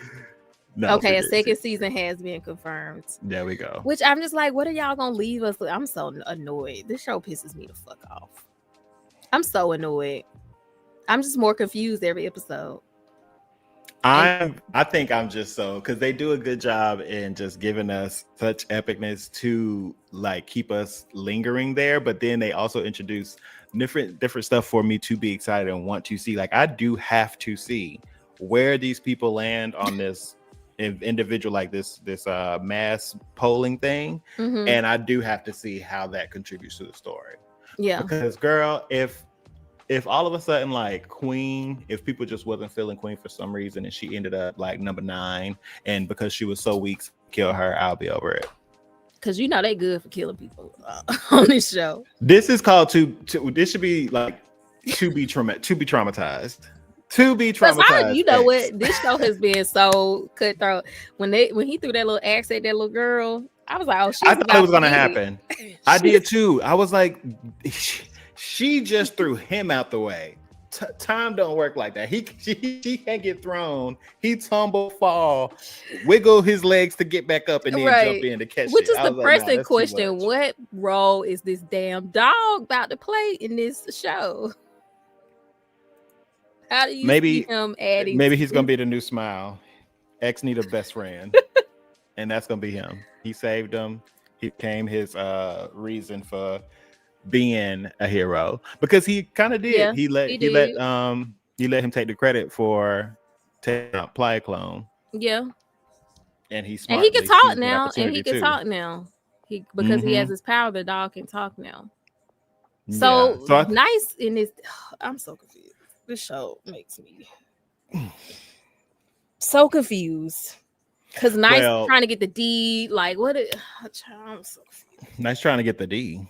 Oh, the D. So that I think that is just Tree Man giving him another job, because he's building his Tree Man Corporation building, because he left what's his name? He left MG to start his own. He wanted he wanted the spots. So that was just, I think, another catalyst to tell Ahu's story.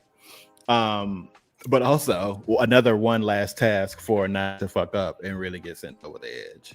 Oh, and then that's the other thing. Like when you sent me that text before you told me about these people who I hadn't paid no attention to.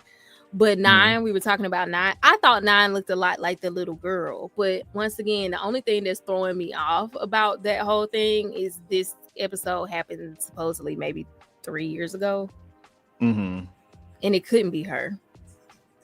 But I remember seeing a little flashback of her. I think she had like pink hair. I feel like at one point, was it the flashback when she was like looking back on being a kid and it looked like maybe her hair was a different color? I thought it was pink. Yeah, she had brown hair.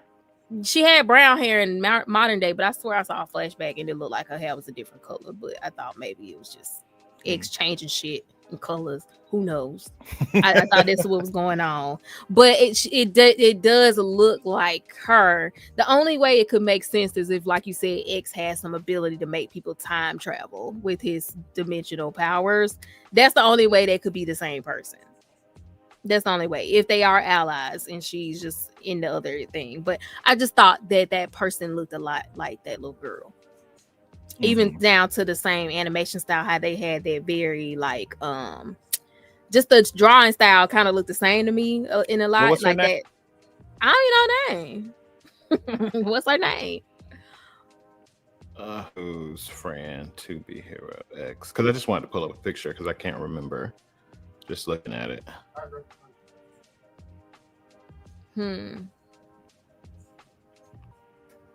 Damn, nothing but Ahu popping up. Nothing. That's why I don't remember her name. But yeah, that's the only way. Oh, okay. I think I got her. Okay. Let me take a screenshot so I can look at it. Yeah, it kind of looked a little bit like her to me. And more so just because of the animation style. I think this is the only story that had this particular style. The very like I don't even know how to describe the drawing, but it had this particular style. So I thought it looked very elementary. Yeah, very elementary, very like, yeah, kind of scribbly is the way to say it. I can't tell. This feels like a Caucasian. What? This feels like a Caucasian, a very pale Caucasian. This is so dumb. What does Caucasian feel like? Because I it's took definitely a screenshot giving Caucasian, right? Yeah, but she does have brown, or he. I don't know the gender, but Nine does have brown hair. Pull it back. Nine does. Yeah, Nine has like brown hair. If you zoom into Nine, it looks like brown hair to me. Oh, in a ponytail. Yeah, it does. I guess the glasses are pink. Maybe that's why I thought I saw pink. But also, like, if you like the way that the colors filled in isn't really clean. You know what I mean? No, like it's very much so. It's splotchy. It looks like how that second dimension, the squares aren't really all colored in. They're overlapping. Right. It's not really clean. So that's what makes me think of that. Yeah. And the only reason I thought that it could be her was because if her dog is working with him, then, you know, it would make sense that she would be. But once again, This is Hopefully. some years ago though, so it couldn't be her because he just became a hero in year 41, the dog. Mm-hmm. So it couldn't be her, right? That's true. Yeah, that's the only plot hole. Ugh. But I'm ready to see it though, because I seeing this dropped in episode 17, 18 or whatever, and just having it in the background without them really drawing the context to it. I do like that because it gives me something to salivate over for the next season. Because really I don't expect Nine or that lady in black to show up in the last episode, but they wouldn't have put that up there with this level of context for no reason. Yeah, maybe we'll get like a short little, just kind of as like this is where the story is going. I'm assuming that's the capacity to which we'll see them. Yeah.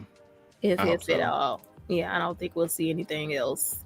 But this style, I got a screenshot to pull up. But go ahead.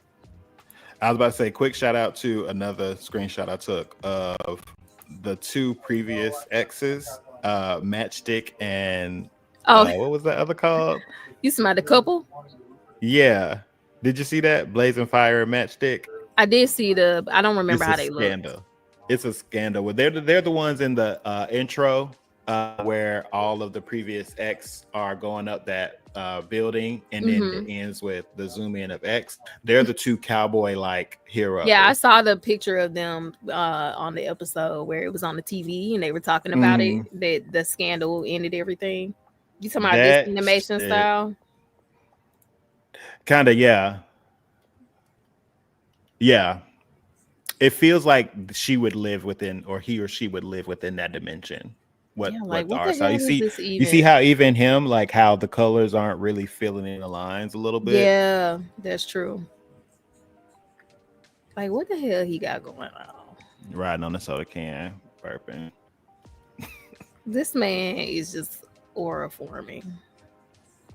I love his Japanese voice though. I ain't gonna hold you. I actually have I've only watched this in English. I didn't realize I had only done that too until I like did it by mistake, and I was like, wait, I like his Japanese voice. He just sounds so like he can't be bothered. So is Dragon Boy dead? Like, Dragon Boy? Oh no, he came out of the paper. I forgot. I was like, wait, but does he have to change them back? Because I wouldn't have changed them back. I would have just left him in the paper. Right. I mean, I don't know. But at the same time, he doesn't have the context of what's going on. He doesn't know that smile. He just coming over here to stop Nice from being obliterated. And before I forget, too, that's what I was going to ask. So, what if that whole the reason that there's so many scene changes in, that's my crackpot theory. I just remembered it. What? X is fucking with Nice. X is specifically fucking with Nice. Fucking with Nice, yeah. Like that's my theory. Because in the first couple episodes, before we know that Nice isn't X really is a troll. That's what I'm saying. Like before he's just fucking with. Because the end of this episode, we see Nice after what happened. The fear got on him from messing with the dog right in the alleyway. He showed up in the alleyway and he was on his bullshit, which I was like, damn, Nice. I kind of started to feel bad for you at the last episode, but here so glad I never budged. Right. I ain't gonna lie to you. I was sitting there just a little bit. It was just a little bit because I was very curious to see where they was gonna take it with that. Like, is this gonna be a turning point for him? Is he gonna be like F treatment? Is he gonna make his turn? So I was kind of like, where they gonna take it? But this episode, he's right back on his bullshit, and then the fear got on him. But like you said, fear gets on people and it doesn't always transform them, especially in small amounts. It don't seem like it has the ability to transform everybody. Well, in that scene, that was the first time it started. It's like his eyes did get like, you could see the fear covering his eyes and getting like black, and then it cut to him. But then it cut to him. Sand. But the thing that made me think X is fucking with Nice is the fear doesn't make you go through all those different styles and dimensions at once. And I don't know, this is my crackpot theory, so I haven't fully fleshed it out. But it's either X is fucking with him, or because he actually had the experience of going, like his trauma, because if fear is like it's gonna trigger you, like whatever your trigger is, just like it's coming out of him because of that. Mhm. Because his trauma point is him putting that fear in Smile, and then X saving him, and he just had this whole experience. Like if that's the fear making him go through all those dimensions that he experienced when X was with him. Mhm. And when we get to the part where he showed up and jumped off the building, he was like, "Where am I?" Mhm. Like he Then we heard didn't the know where snap. he was, right? And we heard the snap. So I'm like, is X fucking with him? Like, or is it the fear fucking with him and it's taking him to the point of his trauma? Like, which one? I think those were just consecutive. I think they were what you said happened individually. I think they Mhm. both took place. I think he was having the mental break because number one, you can even see it when he got the initial request from Shan to take out Yeah, Smile. Like he's been slowly like kind of cracking since losing then. it, right? Yeah, and he fully hit his mental break when Shan told him that you're no longer needed. Like you're Yeah, working with Miss J. You have not been a good return on my investment. And that's when he started really cracking, when he was like, what is wrong with me? Am I scared? Am I like scared of being a hero? Why did I even try? Like his whole life came into question. So that was like the very last of his yeah. mental break. And I feel like X aided in putting him on that roof so he could do the next best thing. That's what I'm saying. Okay, because I was like, I think X. I don't know if it actually happened in real time in that moment, because we see that X can teleport people. We saw X take him from the ground in front of Dragon Boy Exactly. to the top of the bridge. So I feel like in that moment when he was in the alley, because the fear got on him and X was there because X had just saved the dog or whatever, and he was fighting the people. And then he was like, "Oh, where is he? Like, is he gonna come save me again?" And he didn't show up. Because looking at the trailer, X did leave. X thought that they were done for, but there was just one more there. So X, I feel like X at that time was gone because he didn't come back to save him. He didn't come back to save him. So that's why I'm like, I'm wondering if he peeked, like he showed up late. And like after, we don't know. This is just my crackpot theory. We didn't have any evidence of this, but I feel like maybe X came back. Oh, nice, you still on your same bullshit. You ain't lying. And I literally think, I don't know what day this is. The only thing that's making me think, I don't know what span of time is, I'm pretty sure this episode said year 41, right? Well, wherever we were at the opening of episode 1 is where we are when wherever we were at the opening of episode 1. Yeah, that's where we are at this point in time, where Nice goes to talk to Shand. That's where we are. That's the time frame. Because I thought of whose episode said it was year 41 at the beginning of the episode 23. So if we're in year 42, I guess, because I know the show starts in 42. The show definitely starts in 42. Well, yeah. So that's, if it starts in 42, then that's where we are at the. We are at 42 by the end of it, when Who is like fighting. Okay, so it was a whole year. I guess his story took place over a year. The dog, because the girl saved him. Hold on, let me pull this timeline up. Yeah, because I was like, you're right. I think you're right, because I forgot this episode was a montage of her trying to make him a hero for a whole year. Actually, so Lin Ling, his whole storyline is 41, and year 42 is the start of the Heroes tournament. So okay, so it is the same. Yet. Okay, so yeah, I think X definitely teleported Nice to the roof from that alley. Yeah, I do too. Yeah, that's at first I was like, I when the spear got on him and he like lost it, I literally felt like X teleported him. And the only other thing that makes it feel like that definitely is what he did. One, I heard a snap.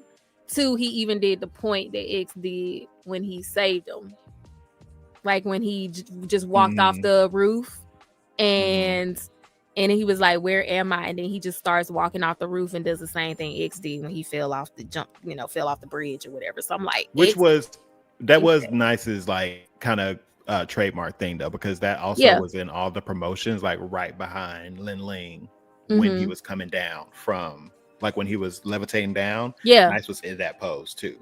Yeah. So I think X could have been mocking him. That's what I'm saying. Like, was X controlling? Oh, he was mocking him. I just think he was mocking like... him. Yeah, because that's his like famous pose. Yeah. Yeah. So was he under mind control? So X, I don't know if he's under mind control. I think he's just literally breaking down mentally. We saw the visual representation of that, and then X put him where he needed to be, so he could do the next indicated thing, which is go ahead and end it, my boy. Because I genuinely feel like both Shan and X, I feel like they were people that developed their motivations in the show. Like Shan, we didn't see any type of inclination that Shan was as evil as he was or messing with fear until after the incident with Isol.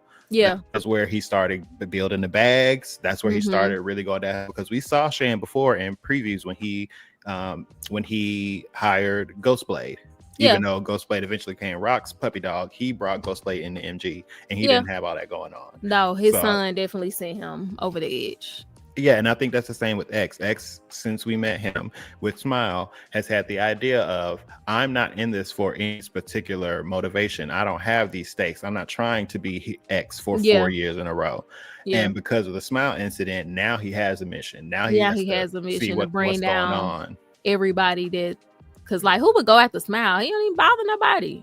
I mean, Smile did tell him that, the commission, they own you now. Like they can't afford for you to be a title holder. So he could be thinking that Smile was killed. The commission got after Smile to get at him. Potentially, because that's the only connection that we see. At least that's the only connection that Rock can confirm. So if the X we have now is gonna be a ruthless one who just don't take everybody out, I'm here for it. I am too, and that's the thing. I don't even think he's gonna.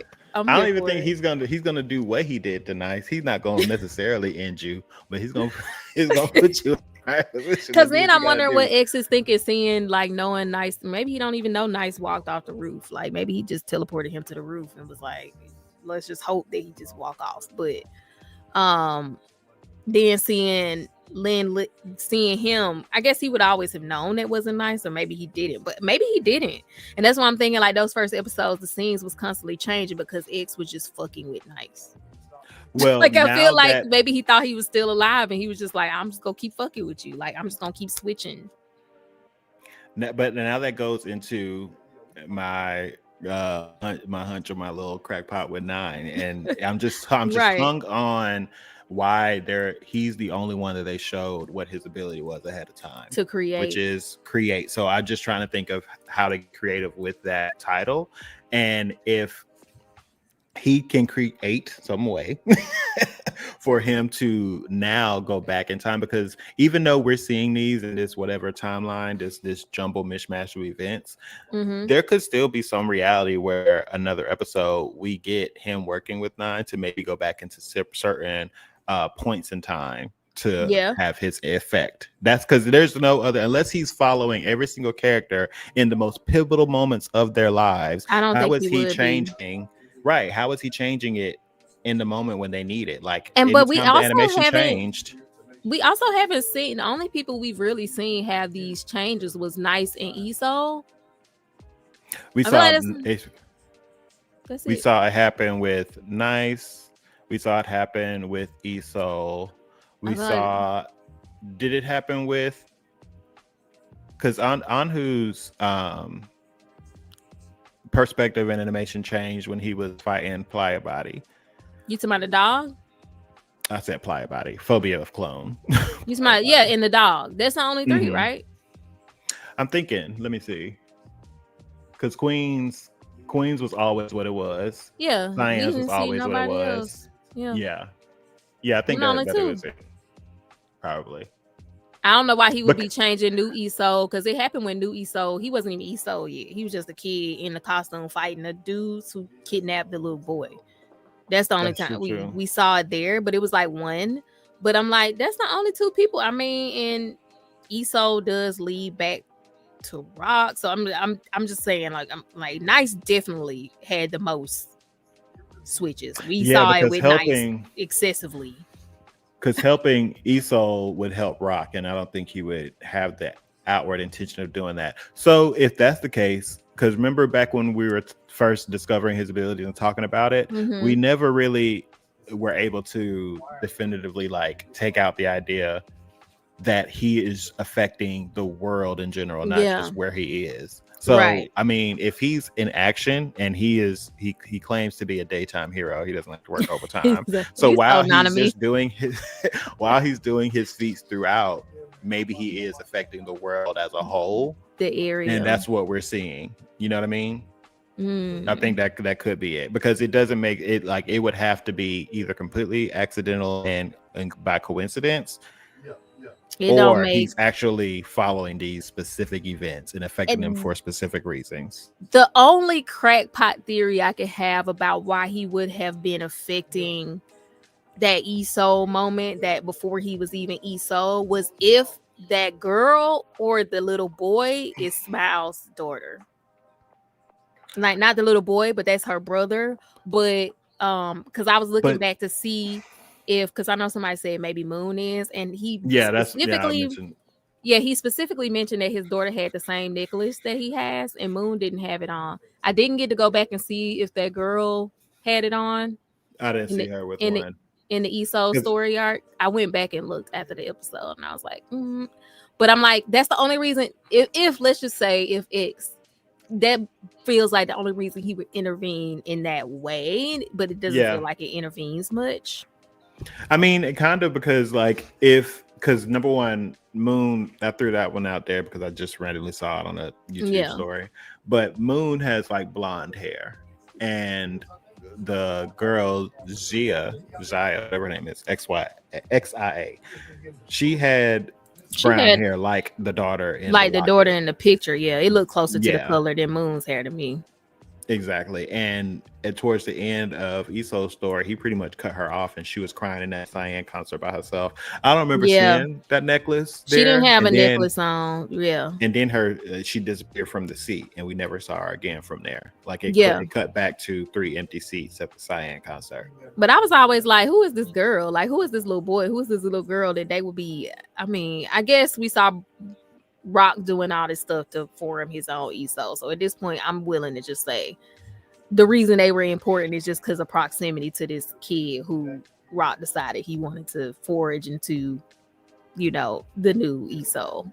I mean, I could be cool with it being there, but as far as if we look at it as like what purpose did they serve? Like did they serve a purpose narratively? And I think they kind of all did. I think they might have all served their purpose, specifically the son being the tie between Rock and Shan, and also being the catalyst for new E-Soul to make the wild jump to old E-Soul, being the person that was responsible.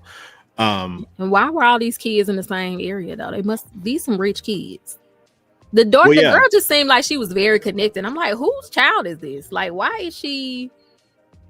I don't know. Now I gotta go back and look at that one, because I'm like, why are these kids important? Did she say something about her parents? I probably have missed that, and that's why I would have missed it.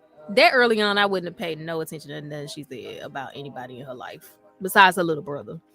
Yeah, I was watching and trying to be very detailed in my rewatch, but I think while I was watching, I was so hyper focused on context between the son and Lin Ling. Yeah, like same. What their roles were. Same. But and to finish my point, that was the son purpose, and I think her purpose was to solidify his like descent personality wise, because she was the one that was trying to convince him not to go down the path of revenge, right? And he was adamantly ignoring her and like showing that he has fallen from grace, pretty much. Like he didn't care, exactly, which I'm cool with it, but it's just I'm like, Nice definitely had all them scene changes, and it just seemed like it would have been X fucking with him. That would be fun. Have you heard about Thanos and what's his name, Jonathan or Justin? In the comics, it's this random, and I love finding out little stuff about this because it just gives you so much meat to a character's personality. Because I've always been like, Thanos was, he had a great concept, to be completely honest with you. and it was a valid mission. It was and valid. I can't say I would have joined the Avengers to reverse the snap. I just don't know if I could say I would have done that. But there's a comic lore of Thanos just being bored one day, and so he picks this guy, this baby named Justin or Jonathan or whatever his name is, and every year on his birthday he torments Justin. So he like 1 year his birthday he takes his pacifier away. The next year I don't know, he burns the house down. The next year he kills his parents, so he's an orphan now. The next year, like, let's jump to like 18-year-old. He makes him like break up with his girlfriend. Like, he just tortures him for years on years on years. And the very ending, I think, what was it? One of the last ones. He was like, "Why are you doing this to me? I don't have anything left. Like, I'll end it, blah, blah, blah, blah." And I think he like kills his cat and says, "Shut up, Justin. See you next year." Like, that's so petty. He's so petty. I just hope X is like that. I just want him to be that level of petty where he's just like, yeah, just fucking with nice. Yeah. Just fucking with nice for the rest of while his miserable life is going on. Like, that's what I hope to see that too, actually. And I also feel like it stopped once the commoner changes to the commoner. That's the other thing. I feel like it stopped. What's so, the torment? The constant changes. Well, he still had him when he was his boss. That was the first time the snap happened. With the animation change when he was because he was masquerading as nice at that point. Mm-hmm. But I mean, like, once he turned like into the commoner, it gotcha. stopped. So I'm like, I really just hope it's just so maybe nice Ralph looking with him. If I'm just pulling themes from different shows and different manga, in Boruto, there is a story right now where this character Kashin Koji can see different timelines for the events that plays out, and he's trying to prevent what is to take place. So he is using Boruto to guide him using the different timelines that he can see. So he's trying to put the event in the right place and have them happen in a certain way to get a different outcome.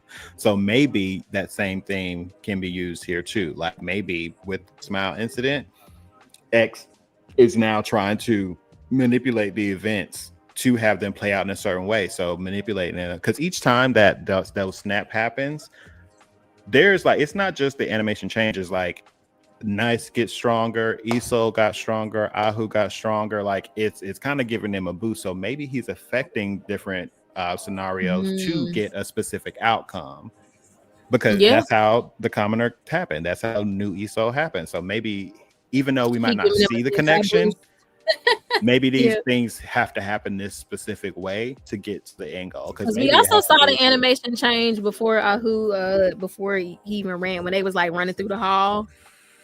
And they were dodging the little shadow clones. We saw them go into a different animation. That's what I was talking about. So and I couldn't tell. Do we hear snaps or no when that happened?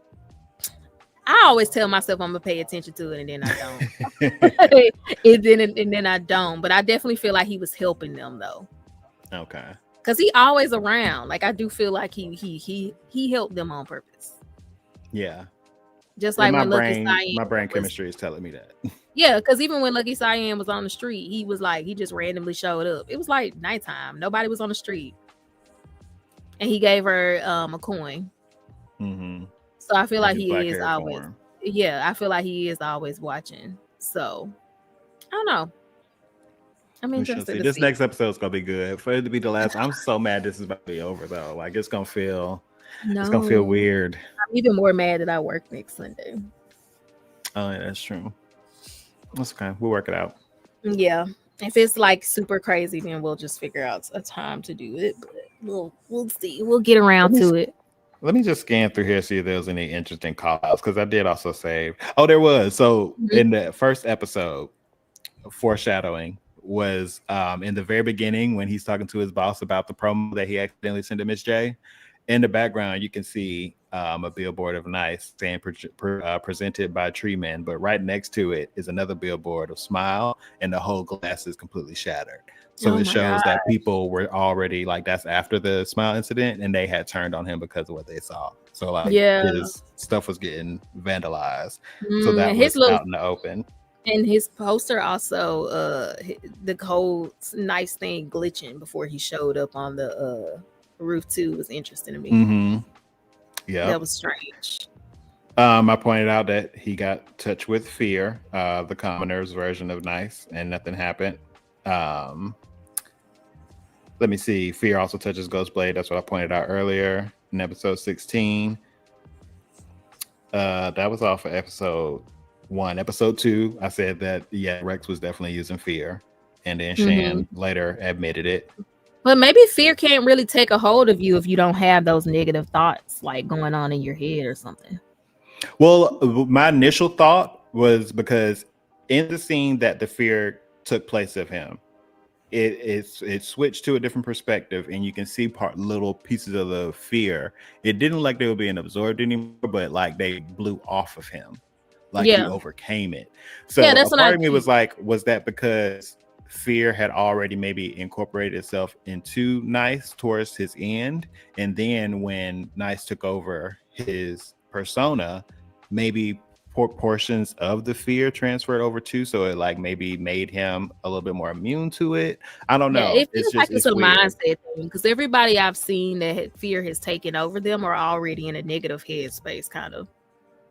Like even Smile, even though Smile was always positive, he was in a negative headspace because of everything Dragon Boy was saying. Like Dragon Boy had already like, I'm gonna kill your daughter. Like he was talking crazy to him. So that kind of made him snap in the first place. And Nice was already pretty broken by the time he got interacted with it. And that fits perfectly, because in that time, Nice was towards his he was at his end because he thought he wasn't strong enough. Yeah, exactly. And he had that talk no jutsu happen, and then he powered up. No, for real, he talked no jutsu himself, and that's when it looked like the fear blew off of him because he overcame it. His mindset changed. Oh, so I do remember where it was like, the positivity. I think you have to be in a certain headspace for it to like really take over. And I see that. Lin Lang, he was always in a positive mindset. So even if he had got hit with it, and his boss was in a negative space. So I feel like it can't really take over unless you're in like a super negative space. Okay. I feel that. Episode 4 was funny to me though, because I was like, Shan is really gonna want Lin Ling dead, right? Because he wanted Nice to be his ultimate killing dog, his machine, like Dragon Boy is for Rock. So when Nice came out and admitted that when Lin Ling came out and admitted that Nice was dead, he took Nice off the table for Shan. Because even after the incident with Ahu, Shan was like, he put him to the side, but he was like, just have him chill out for a little bit. He's been off ever since that event. That Smile incident happened. So I think that when we do get back to the commoner, there's going to be beef between Shan and Lin Ling. Because he also was his management, and now people, because Shan don't actually have anybody now. I also feel like he gonna snap because he still ain't got his revenge. The next set of that's why his bags have been so big in episode 21. He has been taking L after L after L. So Rock setting up his son to get killed was big. Obviously, the Ruins incident completely backfired. Like with all the heroes, the Smile incident and Nice looking like the bad guy going against Dragon Boy, that was another L. And then the Blankster incident, I forgot about the Blankster. Remember the dude with the rocket punch that could punch the memories out? Oh yeah, he got exposed as getting fame off of cheating, and he's under the treatment corp. I was like, they taking L's. That's why he's so stressed. He's like, my son got murdered. Now Moon dead. Now Moon dead. I don't feel like he really care about Moon. I mean, but it's still like the whole Nice Empire being exposed as fake from God's eye, the commoner. But did I tell you what I think is the connection now between Isol and him killing Moon? What? I think it's honestly a lot less deep But now that we have the context between Rock and Shan, I think Rock sent I think he sent Esau to kill Moon to shake the commoner, to shake him specifically, because when he got his notoriety, all the heads were like, what is his name?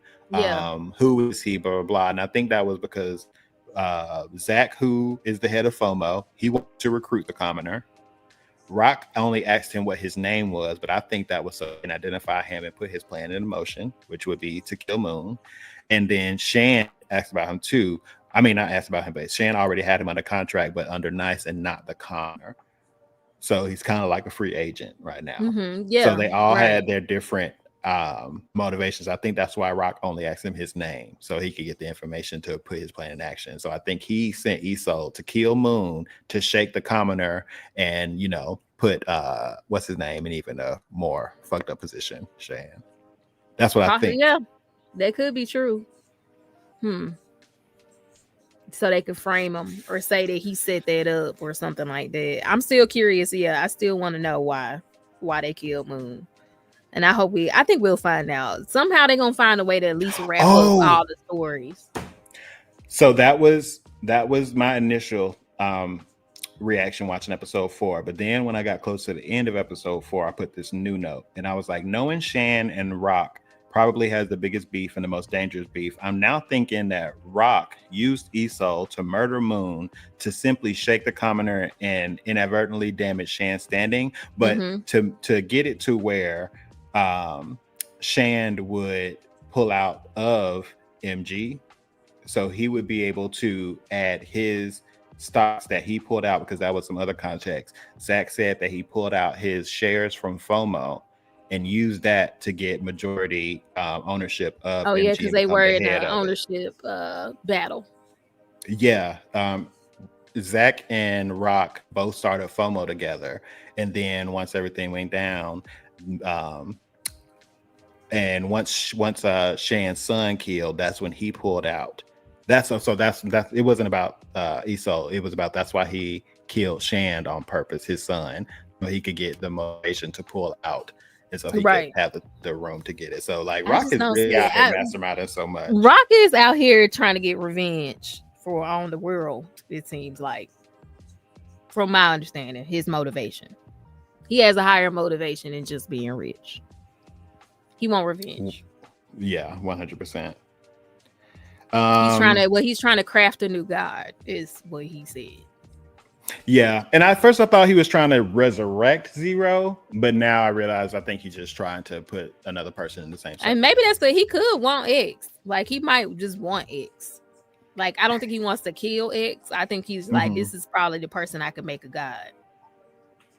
Yeah, because that literally is what they were saying on the bridge after the Draco incident. It was like, he really is God, like he can do anything. He's a god, and that's literally what they're trying to. That's what he's trying to do. Well, that's what he's trying to do in the commission to prevent. Yeah, and Rock wants it to come back. He wants to bring that back. They need to give us a movie. That I would watch it hands down. I want to see. They can even go back and give us a movie of what's his name, Zero. Oh yeah, a prequel. Yeah, I would love to see, because he apparently every hero banded together to take him down, and I just want to see them old Esau fights, because apparently Esau was that bitch. Yeah, a part of me is mad that new Esau is the new Esau, because I wanted to see more of old Esau's kit, like those two whips he had. Just in the little clip out here. He's just out here punching and sending electric nets. I need old clips. I saw old Esau. I need to see that. Even his defense matrix, like MG created that. Like when Uncle Rock was playing as Uncle Rock and telling him about like how he won't be able to get through his defenses because MG has the most technical savvy equipment. He is the head of MG when he's saying all this. So when he became new Esau, why did he just give him all of old Esau's tech? Because he probably don't even know how to use it. And also seeing Smile in action. No, Rock knew the end. No, I know Rock knows, but that's what I'm saying. So he should have he's using him as a tech dog. Give him the tools. maybe after some time he'll be able to use them. But I'm like, it's until he really, I don't know if he instantly will get all the same. I mean, well, Nice did though. I mean, fake Nice was able to fight the same way the other Nice was, so it stands to reason. Yeah, but that was all like trust stuff. Like ESO stuff was equipment support items. Yeah. He wasn't controlling that with his power. That was their technology. You're right. But then also, this is just kind of context about people switching around. Because after, and this is just like nerd context. Johnny switched he was originally with FOMO, and after the Ruins incident, he switched over to DOS, Mickey's, so he could be with Queen. And this feels like the same. This feels like K-pop drama. This feels like when people talking about Hybe Records and like SM. I love it. I'll be like, oh my God. They'd be like, well, he went over to Hybe and now you can't use his light sticks because those are technically SM light sticks. I'm like, this feels literally like K-pop drama. But I feel like it's important in this show because if you know who is being managed by who at the time, it gives you more context behind the potential motivations. And maybe FOMO is what created X. Because if nobody knows, like maybe X just got his power, like not that he's FOMO's, but like FOMO brought in the idea that regular people could just have an audience and become heroes like Ghostblade. Yeah, and I can see X maybe being without FOMO, X might not have even had his powers. I can see FOMO. I can see X being on his couch and seeing the concept of FOMO taking place, and then getting the idea himself, like, oh, I can become a hero. Yeah, let me I just need an audience. Get some audience. Yeah, or just that being a new way to create heroes in the world after FOMO allow X to become a hero in that way, because because also regular people now know that if we get enough audience and eyes on these people, and I think that was the whole point of episode 23, that whole montage of her trying to create situations to get an audience to go viral and create a hero. I think that was the whole point of that. Like X probably did something to the same degree. Absolutely. So yeah, he's kind of with FOMO unofficially. The concept, because I think that's the thing. Him, I think they just started at social media, but then turned into a management from those heroes. Yeah. FOMO. Yeah. Mm-hmm. Mm-hmm. And I think, what's the last thing? That's probably just going to open up more questions, but there is another two pictures that I sent. That's in that PDF file, and it's the which one? The ones table, before the that? commission table with the three heads. Mm-hmm. Oh yeah, I did see it. Mm-hmm. So I was zooming in on those and trying to pinpoint who they are, but it looks like there's also there's some people, like at the very end is Mickey, right next to him is Shand, but then there's like a heavyset short guy sitting next to him, and then another tall, very tall, white-haired man that we haven't seen before. Okay. So then there's the three people that we've seen with the commission, and then on the other end, it looks like two women. And so like a short woman with black hair and then a taller woman in a white suit with blonde hair. Or that's just a bad image of Rock. When you went back and looked at the first episode, speaking of a woman with black hair, there was a lady on there that I didn't recognize. Who? Like on one of the billboards, first it was X and then it changed and it showed like a lady. And I was like, I don't recognize her, but I was just wondering if you had noticed her too, because you mentioned a lady with the black hair. So I was like, Did she I mean, if she looks like this woman, but I think the only people in this table are department agency heads. Yeah, let me try to find just before, because it was like he was talking to his boss, and I think it was like at the very beginning when they were like showing the city. Go ahead, I'm listening. No, I couldn't remember why I brought up Matchstick and Blazing Fire. That scandal is insane, because apparently why was it such a scandal? Because Matchstick, they're a hero couple, and they were both X together, like the first, I guess, pair X. And Blazing Fire, or whatever the man's name is, cheated on Matchstick, and Matchstick found out, and so they quit being X. He's on the run, and she's chasing him down. Oh, that's why. Yeah, that was all in that one image that I missed that. I Google Lensed. You can see some of the stuff being translated. Dang, where was it? Was it when he was on the roof? I'm really trying to find it because I did not recognize this lady. Yeah, I want to see what she looks like. Because I feel like the most people we see that was not given context is gonna play later, and I want to have an idea of those people. I definitely think so. Like that lady we spent all that time talking about, and I definitely think they're both gonna show up next season. 100. Yeah, knowing them, it could have been like on the first episode, and we just wouldn't have had no idea. Modern day, so I'm like, it's gonna make watching the first couple episodes since we know that that's ahead of where we are now. Dang, I'm really trying to find it. I can't remember, but I know it's in the beginning when he's up on the top of the building and you can see all the different, like the mall, and like you can see all the different buildings that they have. And they are making a point to show all these different billboards and all the X's all over the city and stuff. And there's just one part where it shows, I think it's X, and then it goes into it shows somebody else. But I'm like, I didn't recognize who she was. Like she had dark hair and like a black hood on or something like that. So I was trying to find it, but if it's not on this part I'm looking at now, this slowly showing. Oh, here it is. Yep, it's right here. Is it Queen? It's not Queen. Okay, here you go. I can show this. Because Queen got white hair and she don't wear black, right? And it's kind of grayish. Yeah. I'm like, who is this? No, let me see. Let me go back. Okay, right here. I don't know if this is the scene that shows it all the way, but you see that it's like a card. I don't think are you sharing it? Oh, damn. It didn't even show her face all the way yet, but here, I'll bring it back. Okay, it's up now, right? Okay. You saw a whole face. I thought I saw her face. I thought I saw, I thought that Bayonetta. She like Bayonetta.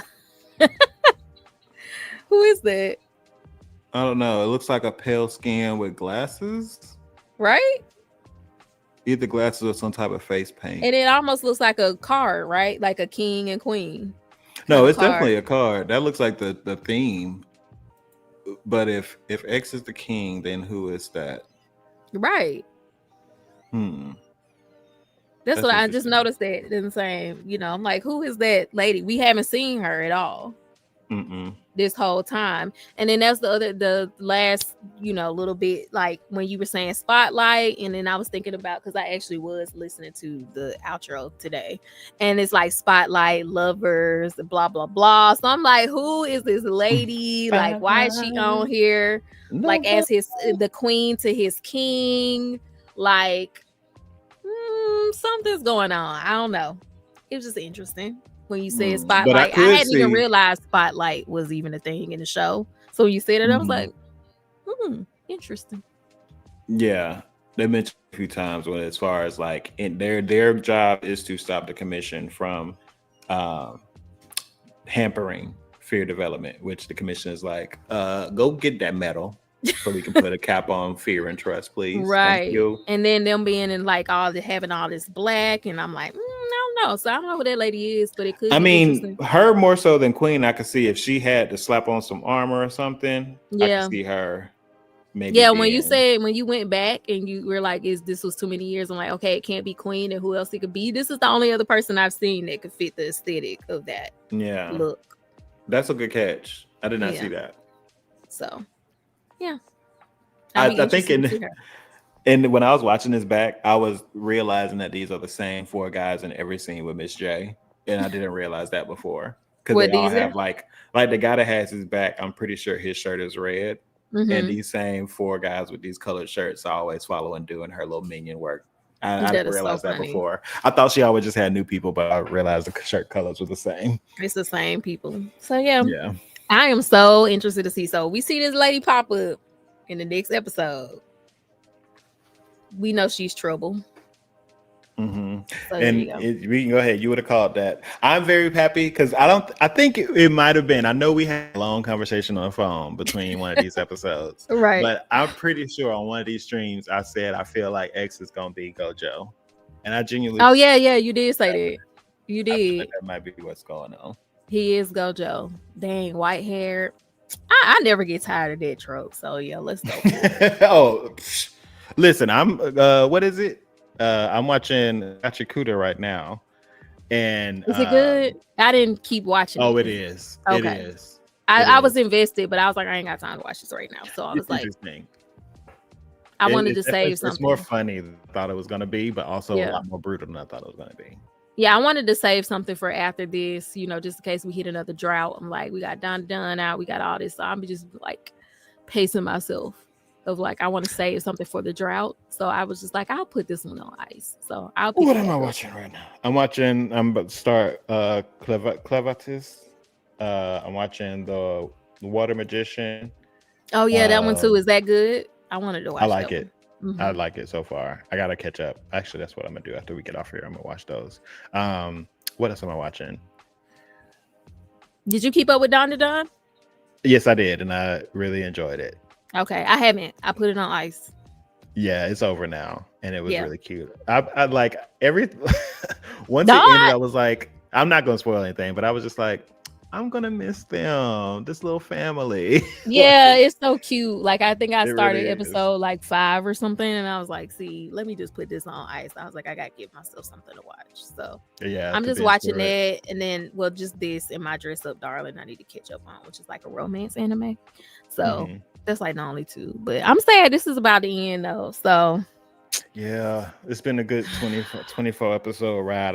I really want more shows to really ride this wave, please. Like give us a good solid 24. That needs to be the minimum of good solid content. So I don't know. We'll have something to talk about. I know the Demon Slayer movie's coming out on the 12th. So oh yeah, I think I'm gonna see it on the 14th. Some people from my anime group wanted to get tickets. Yeah, I mean, I already seen it. Oh, yeah, I haven't seen it. So I think I want to see it on the 12th for my daughter's birthday, because that's like the only day I'm off her birthday weekend. So I think we might go see it on the 12th. So, well, I want to go see it just to mainly the version that I saw. I think, did you send that to me? You said something. Yeah, you had a version that you watched. I didn't see it. Oh, okay. Yeah, the version that I watched, there were some parts where the subtitles fell out. You know what I mean? But like you still could tell exactly what was going on in the scene, so it didn't bother me as much. The animation, these fights are so good, girl. That's why I'm excited to see it. So I'm gonna binge the Hashira thingy, and then I'll watch it. But yes, go watch a recap video. I might do it if I'm bored. I don't have a lot of time these days, so maybe I'll recap. But if there's some highlights, go watch that whole season again. I promise you. Did you remember it? You do not need to go back and watch that. No, I didn't watch it. Training arc. I didn't watch it. Didn't. Oh, okay. No, I didn't watch it at all. So it was like maybe I could. I was like, it's fillers. To get just a little context, that whole season was about 4 pages in the manga, and they turned it into a whole season. It was definitely giving like one of them Bleach arcs where he was like training. So done. So yeah, I thought I could skip it, but okay. Well, it's 7:30, so I gotta go. It was good talking to you about it, and I don't know when we gonna come back. I do work next Sunday, so we'll see. Yeah, we need to talk about I said Legos, Minecraft. Yeah, we do gotta finish it, so that'll probably be what we do in the meantime while we wait. Okay. See y'all. Bye. Bye.